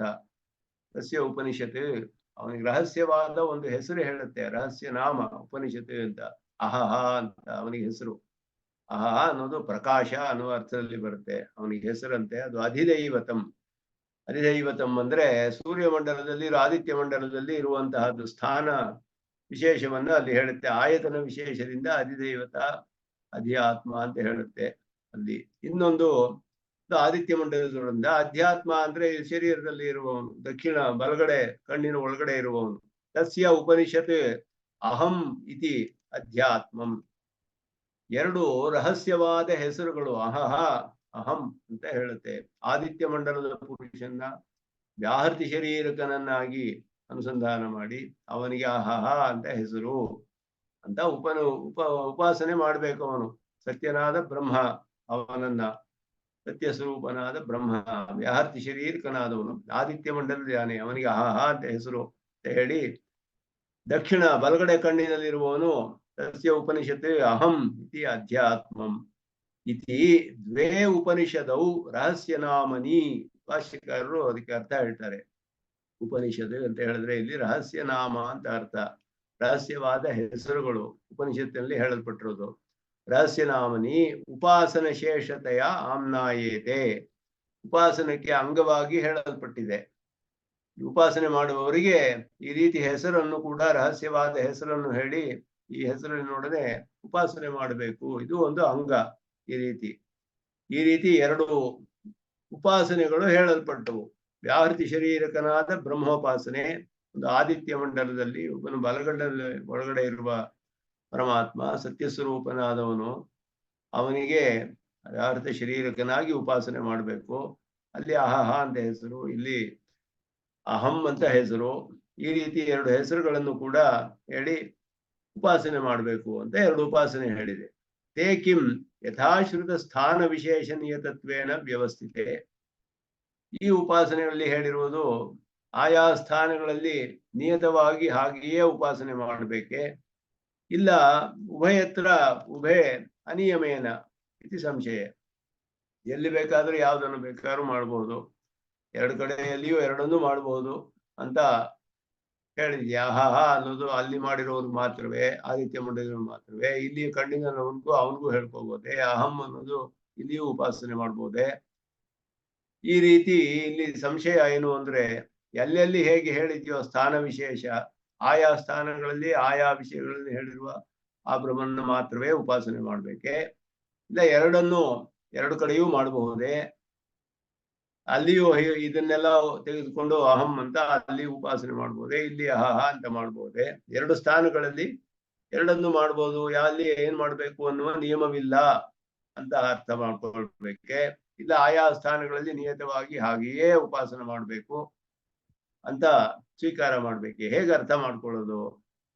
ಯಾಕೆ ಅಂದ್ರೆ ಸತ್ಯಸ್ಯ ವ್ಯಾಹೃತಿ ಶರೀರಸ್ಯೈವ ಉಪಾಸ್ಯಸ್ಯ ಬ್ರಹ್ಮಣಃ ದ್ವಯೋಃ ಸ್ಥಾನಯೋಃ ಸಂಬಂಧಾತ್ ಉಪಾಸ್ಯ ಐಕ್ಯೇನ ರೂಪ ಅಭೇದಾತ್ ಸಂಯೋಗ ಅಭೇದಾಚ್ಚ ವಿದ್ಯೈಕ್ಯಾತ್ ಅನಿಯಮೇನ ಇತಿ ಪ್ರಾಪ್ತಂ. ಪೂರ್ವ ಪಕ್ಷಿ ಹೇಳ್ತಾನೆ, ಎರಡು ಕಡೆಯಲ್ಲಿಯೂ ಹೇಳಿರೋದು ಸತ್ಯ ಸ್ವರೂಪನಾದ ಬ್ರಹ್ಮ, ವ್ಯಾಹೃತಿ ಶರೀರಕನಾದವನು, ಅವನೇ ಉಪಾಸ್ಯ. ಎರಡು ಕಡೆಯೂ ಉಪಾಸ್ಯನಲ್ಲಿ ಭೇದವಿಲ್ಲ. ಅದರಿಂದ ಎರಡು ಕಡೆಯೂ ಹೇಳಿರುವ ಬ್ರಹ್ಮನಲ್ಲಿ ದ್ವಯೋಃ ಸ್ಥಾನಯೋಃ ಸಂಬಂಧಾತ್, ಅದೇ ಬ್ರಹ್ಮನಿಗೆ ಆ ಸ್ಥಾನದ ಸಂಬಂಧ ಇದೆ, ಆದಿತ್ಯ ಮಂಡಲದ ಸಂಬಂಧದಿಂದಲೂ. ಅದೇ ರೀತಿ ಸತ್ಯ ಸ್ವರೂಪನಾದ ಬ್ರಹ್ಮ ವ್ಯಾಹೃತಿ ಶರೀರಕನಾದವನು, ಅವನೇ ಅಲ್ಲಿಯೂ ಉಪಾಸ್ಯ, ಇಲ್ಲಿಯೂ ಉಪಾಸ್ಯ. ಎರಡು ಸ್ಥಾನದ ಸಂಬಂಧ ಒಬ್ಬನೇ ಬ್ರಹ್ಮನಿಗೆ ಹೇಳಲ್ಪಟ್ಟಿದೆ. ಒಂದೇ ರೀತಿ ವ್ಯಾಹೃತಿ ಶರೀರಕನಾದ ಸತ್ಯ ಬ್ರಹ್ಮನಿಗೆ ಎರಡು ಸ್ಥಾನಗಳು ಸಂಬಂಧ ಹೇಳಿ ಬಂದಿರೋದ್ರಿಂದ ಉಪಾಸ್ಯನಲ್ಲಿ ಭೇದವಿಲ್ಲ. ಉಪಾಸ್ಯ ಒಬ್ಬನೇ ಎರಡು ಕಡೆಯೂ, ಅಲ್ಲೇ ಉಪಾಸನೆ ಮಾಡಿದ್ರು ಅಷ್ಟೇ, ಈ ಸ್ಥಾನದಲ್ಲಿ ಮಾಡಿದ್ರು ಉಪಾಸ್ಯನು ಒಬ್ಬನೇ. ಆದ್ದರಿಂದ ಎರಡು ಸ್ಥಾನದ ಸಂಬಂಧ ಹೇಳಲ್ಪಟ್ಟಿದೆ, ಆದ್ರೆ ಒಬ್ಬನೇ ಉಪಾಸ್ಯನಾದವನು. ಆದ್ದರಿಂದ ರೂಪ ಅಭೇದಾತ್, ರೂಪದಲ್ಲಿ ಭೇದವಿಲ್ಲ ಅಂತ ಪೂರ್ವ ಪಕ್ಷ. ಇದು ಪೂರ್ವ ಪಕ್ಷ ಸೂತ್ರ. ಮೊದಲು ಮುಂದಿನ ಸೂತ್ರದಲ್ಲಿ ಸಿದ್ಧಾಂತ ಹೇಳ್ತಾರೆ. ರೂಪ ಅಭೇದಾತ್ ಸಂಯೋಗಾದಿ ಅಭೇದಾಚ, ಫಲ ಸಂಯೋಗ ಮೊದಲಾದವುಗಳಲ್ಲಿ ಎಲ್ಲಿ ಯಾವುದರಲ್ಲಿಯೂ ಭೇದವೇ ಇಲ್ಲ. ಯಾಕೆ ಅಂದ್ರೆ ಅವನು ಎರಡು ಕಡೆಯೂ ವಿಧಿ ಪ್ರತ್ಯಯ ಒಂದೇ ತರ ಇದೆ, ಫಲವೂ ಒಂದೇ, ಎರಡಕ್ಕೂ ಬ್ರಹ್ಮ ಪ್ರಾಪ್ತಿಯೇ ಫಲ. ಆದ್ದರಿಂದ ಇಲ್ಲಿ ವ್ಯಾಹೃತಿ ಶರೀರಕ ಬ್ರಹ್ಮೋಪಾಸನೆ ಅಂತಾನೆ ಎರಡು ಕಡೆಯೂ ಹೆಸರು. ಆದಿತ್ಯ ಮಂಡಲದಲ್ಲಿ ಮಾಡುವ ಉಪಾಸನೆಗೂ ವ್ಯಾಹೃತಿ ಶರೀರಕ ಬ್ರಹ್ಮೋಪಾಸನೆ, ಇದಕ್ಕೂ ವ್ಯಾಹೃತಿ ಶರೀರಕ ಬ್ರಹ್ಮೋಪಾಸನೆ. ಹೆಸರು ಒಂದೇ, ಚೋದನಾ ಒಂದೇ, ಆಖ್ಯಾ ಒಂದೇ, ರೂಪದಲ್ಲಿ ಫಲದಲ್ಲಿಯೂ ಒಂದೇ, ರೂಪದಲ್ಲಿಯೂ ಒಬ್ಬನೇ ಬ್ರಹ್ಮ, ಉಪಾಸನಾದ ಬ್ರಹ್ಮ ಒಬ್ಬನೇ ಎರಡು ಕಡೆಯೂ, ವ್ಯಾಹೃತಿ ಶರೀರಕನಾದ ಸತ್ಯನಾದ ಬ್ರಹ್ಮ.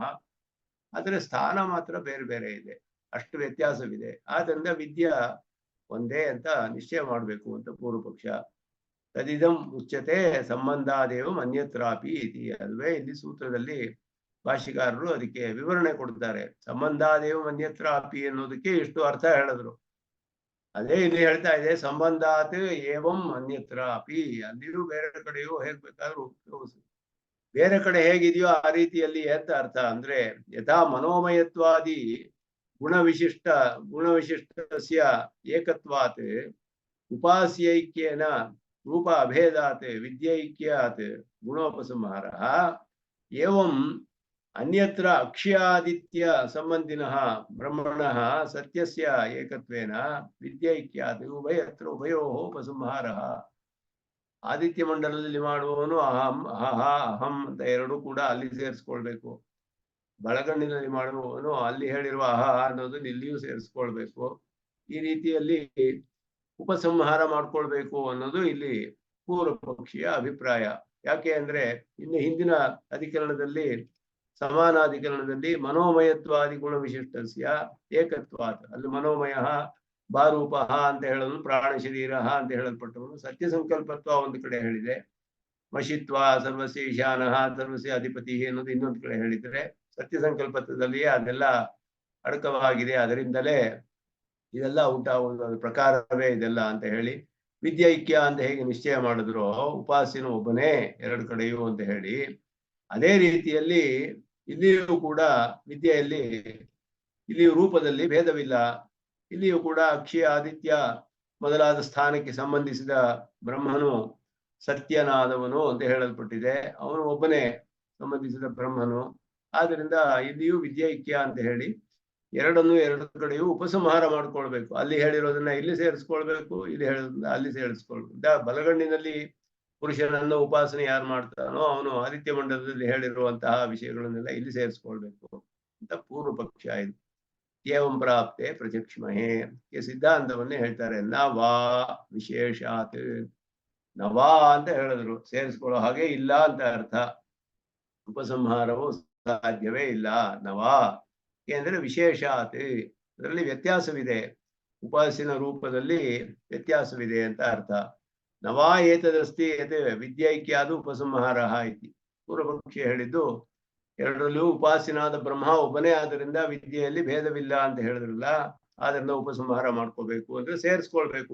ಒಂದ್ ಕಡೆ ಹೇಳಿರೋ ಗುಣಗಳನ್ನ ಇನ್ನೊಂದು ಕಡೆ ಹಾಗೆ ಅದು ಸರಿ ಇಲ್ಲ ಅಂತ ಹೇಳಿದ್ರು. ಯಾಕೆ ಅಂದ್ರೆ ವಿಶೇಷಾತ್, ಉಪಾಸ್ಯ ರೂಪ ವಿಶೇಷಾತ್, ಉಪಾಸ್ಯನ ರೂಪದಲ್ಲಿ ವ್ಯತ್ಯಾಸವಿದೆ, ರೂಪದಲ್ಲಿ ಭೇದವಿದೆ, ಅದು ಒಂದೇ ರೀತಿ ಇಲ್ಲ ಎರಡು ಕಡೆಯೂ ಅಂತ ಹೇಳಿದ್ರು.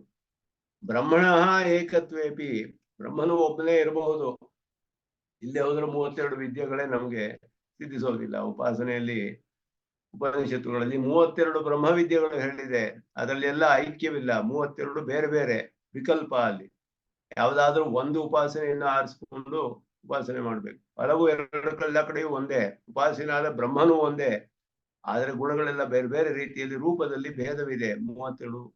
ಆ 32 ಉಪಾಸನೆಗಳಲ್ಲಿಯೇ ಕೆಲವು ಉಪಾಸನೆಗಳು ಮತ್ತೆ ಮತ್ತೆ ಹೇಳಲ್ಪಟ್ಟಿವೆ ಬೇರೆ ಬೇರೆ ಕಡೆಗಳಲ್ಲಿ, ಬೇರೆ ಬೇರೆ ಶಾಖೆಗಳಲ್ಲಿ, ಅಥವಾ ಒಂದೇ ಶಾಖೆಯಲ್ಲಿ. ಈಗ ಹಿಂದೆ ನೋಡಿದ ಹಾಗೆ ಚಾಂಡಿಲ್ಯ ವಿದ್ಯೆ, ಅವುಗಳಲ್ಲಿ ಮಾತ್ರವೇ ಉಪಸಂಹಾರವೇ ಇಲ್ವೇ ಅನ್ನುವ ಪ್ರಶ್ನೆ ಬರುತ್ತೆ.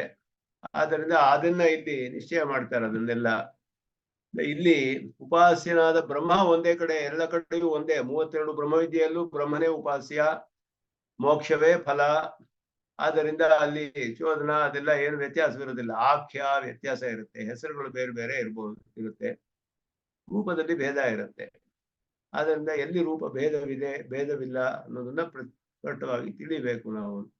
ಬ್ರಹ್ಮನು ಒಬ್ಬನೇ ಆಗಿದ್ರು ಕೂಡ, ಬ್ರಹ್ಮನು ಉಪಾಸನಾದ ಬ್ರಹ್ಮ ಒಬ್ಬನೇ, ಏಕತ್ವೇಪಿ ಏಕತ್ರ ಆದಿತ್ಯ ಮಂಡಲಸ್ಥತೆಯ ಉಪಾಸ್ಯತ್ವ. ಒಂದು ಕಡೆ ಆದಿತ್ಯ ಮಂಡಲದಲ್ಲಿ ಇರುವವನಾಗಿ ಅವನನ್ನು ಉಪಾಸನೆ ಮಾಡಬೇಕು, ಇತರತ್ರ ಅಕ್ಷ್ಯಾಧಾರತೆಯ ಉಪಾಸ್ಯತ್ವ. ಇನ್ನೊಂದು ಕಡೆ ಅಕ್ಷಿಗೆ ಕಣ್ಣಿಗೆ ಆಧಾರನಾಗಿರುವವನು, ಬಲಗಣ್ಣಲ್ಲಿ ಇರುವ ಪುರುಷ ಕಣ್ಣಿಗೆ ಆಧಾರನಾಗಿರುವವನು ಅಂತ ಅಲ್ಲಿ ಉಪಾಸನೆ ಮಾಡಬೇಕು ಅಂತ ಹೇಳಿ, ಸ್ಥಾನ ಸಂಬಂಧಿತ್ವ ಭೇದೇನ, ಸ್ಥಾನದ ಸಂಬಂಧದಿಂದ ರೂಪದಲ್ಲಿ ಭೇದ ಉಂಟಾಗುತ್ತೆ.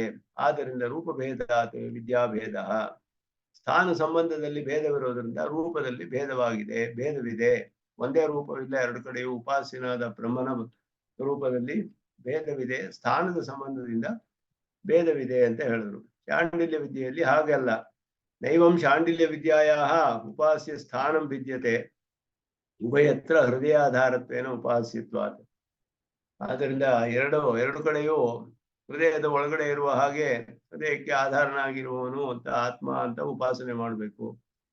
ಚಾಂಡಿಲ್ಯ ವಿದ್ಯೆ ಎರಡು ಕಡೆಯಲ್ಲಿ ಕೂಡ ಅಗ್ನಿ ರಹಸ್ಯ ಬೃಹದಾರಣ್ಯಕ ಉಪನಿಷತ್ತು ಅಲ್ಲಿ ಹೇಳಲ್ಪಟ್ಟ ಶುಕ್ಲ ಯಜುರ್ವೇದದಲ್ಲಿ ಎರಡು ಕಡೆ ಶಾಂಡಿಲ್ಯ ವಿದ್ಯೆಯಲ್ಲಿ ಉಪಾಸ್ಯನು ಒಂದೇ ಸ್ಥಾನದಲ್ಲಿ ಒಬ್ಬನೇ ಉಪಾಸನೆ. ಅಲ್ಲಿ ಉಪಾಸನು ಗುಣಗಳು ಮಾತ್ರ ಬೇರೆ ಬೇರೆ ಹೇಳಿದೆ.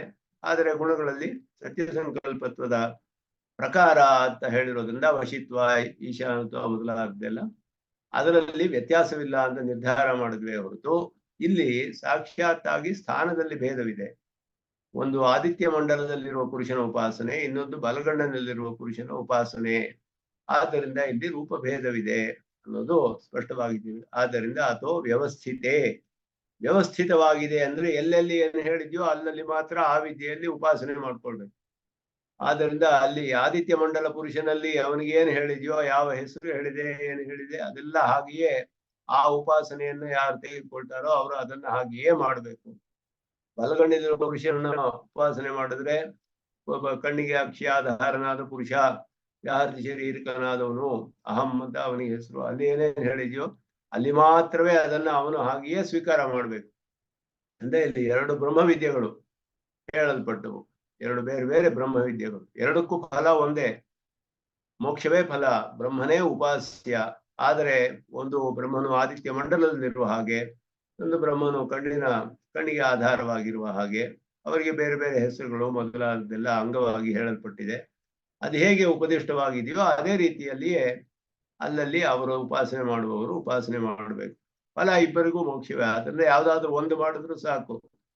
ಎರಡು ಇಲ್ಲಿ ಅಧಿಕಸ್ಯ ಅಧಿಕಂ ಫಲಂ ಅನ್ನೋದಿಲ್ಲ. ಕರ್ಮದ ವಿಷಯದಲ್ಲಿ ಹಾಗೆ ಬರುತ್ತೆ, ಅಧಿಕಸ್ಯ ಅಧಿಕಂ ಫಲಂ. 10 ಅಶ್ವಮೇಧ ಮಾಡಿದ್ರೆ 10 ಟರ್ಮ್ ಸ್ವರ್ಗ ಅನುಭವಿಸ್ಬೋದು. 20 ಅಶ್ವಮೇಧ ಮಾಡಿದ್ರೆ 20 ಟರ್ಮ್, 100 ಮಾಡಿದ್ರೆ 100 ಸತಿ. ಇದೆಲ್ಲ ಅಧಿಕಸ್ಯ ಅಧಿಕಂ ಫಲಂ. ಹೆಚ್ಚು ಮಾಡಿದಷ್ಟು ಅದೇ ಫಲಗಳೇ ಹೆಚ್ಚೆಚ್ಚಾಗಿ ಬರುತ್ತೆ. ಒಂದೊಂದು ಕರ್ಮಕ್ಕೆ ಒಂದು ಫಲ ಹೇಳಿರೋದು.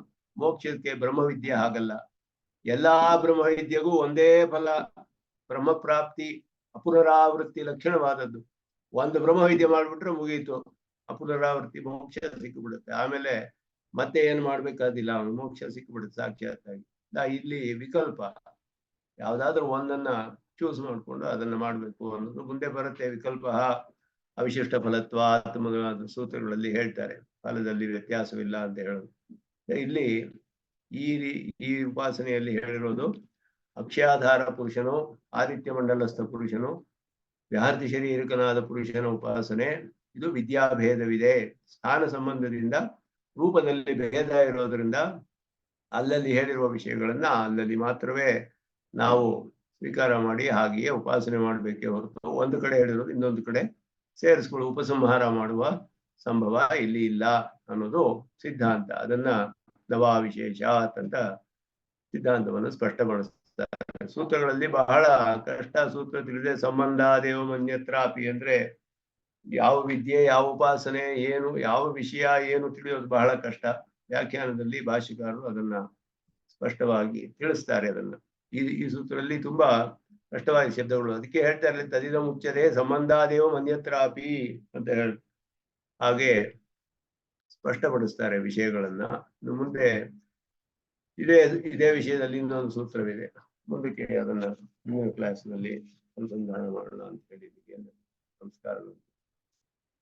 ವಚ್ಚಿದ ಪದಾಂಬುಜಯುಗ್ಮರೂಪಂ ವ್ಯಾಮೋಹತಃ ತರಿದ್ರಾಣಿತನಾಯ ಮೇನೆ अस्मद्गुरोर्भगवतोऽस्य सिन्धो रामानुजस्य शरणं प्रपद्ये।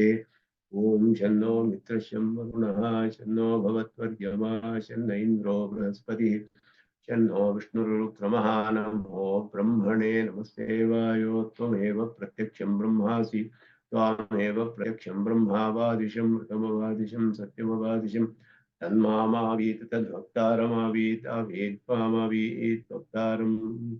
ओम शांति शांति शांति।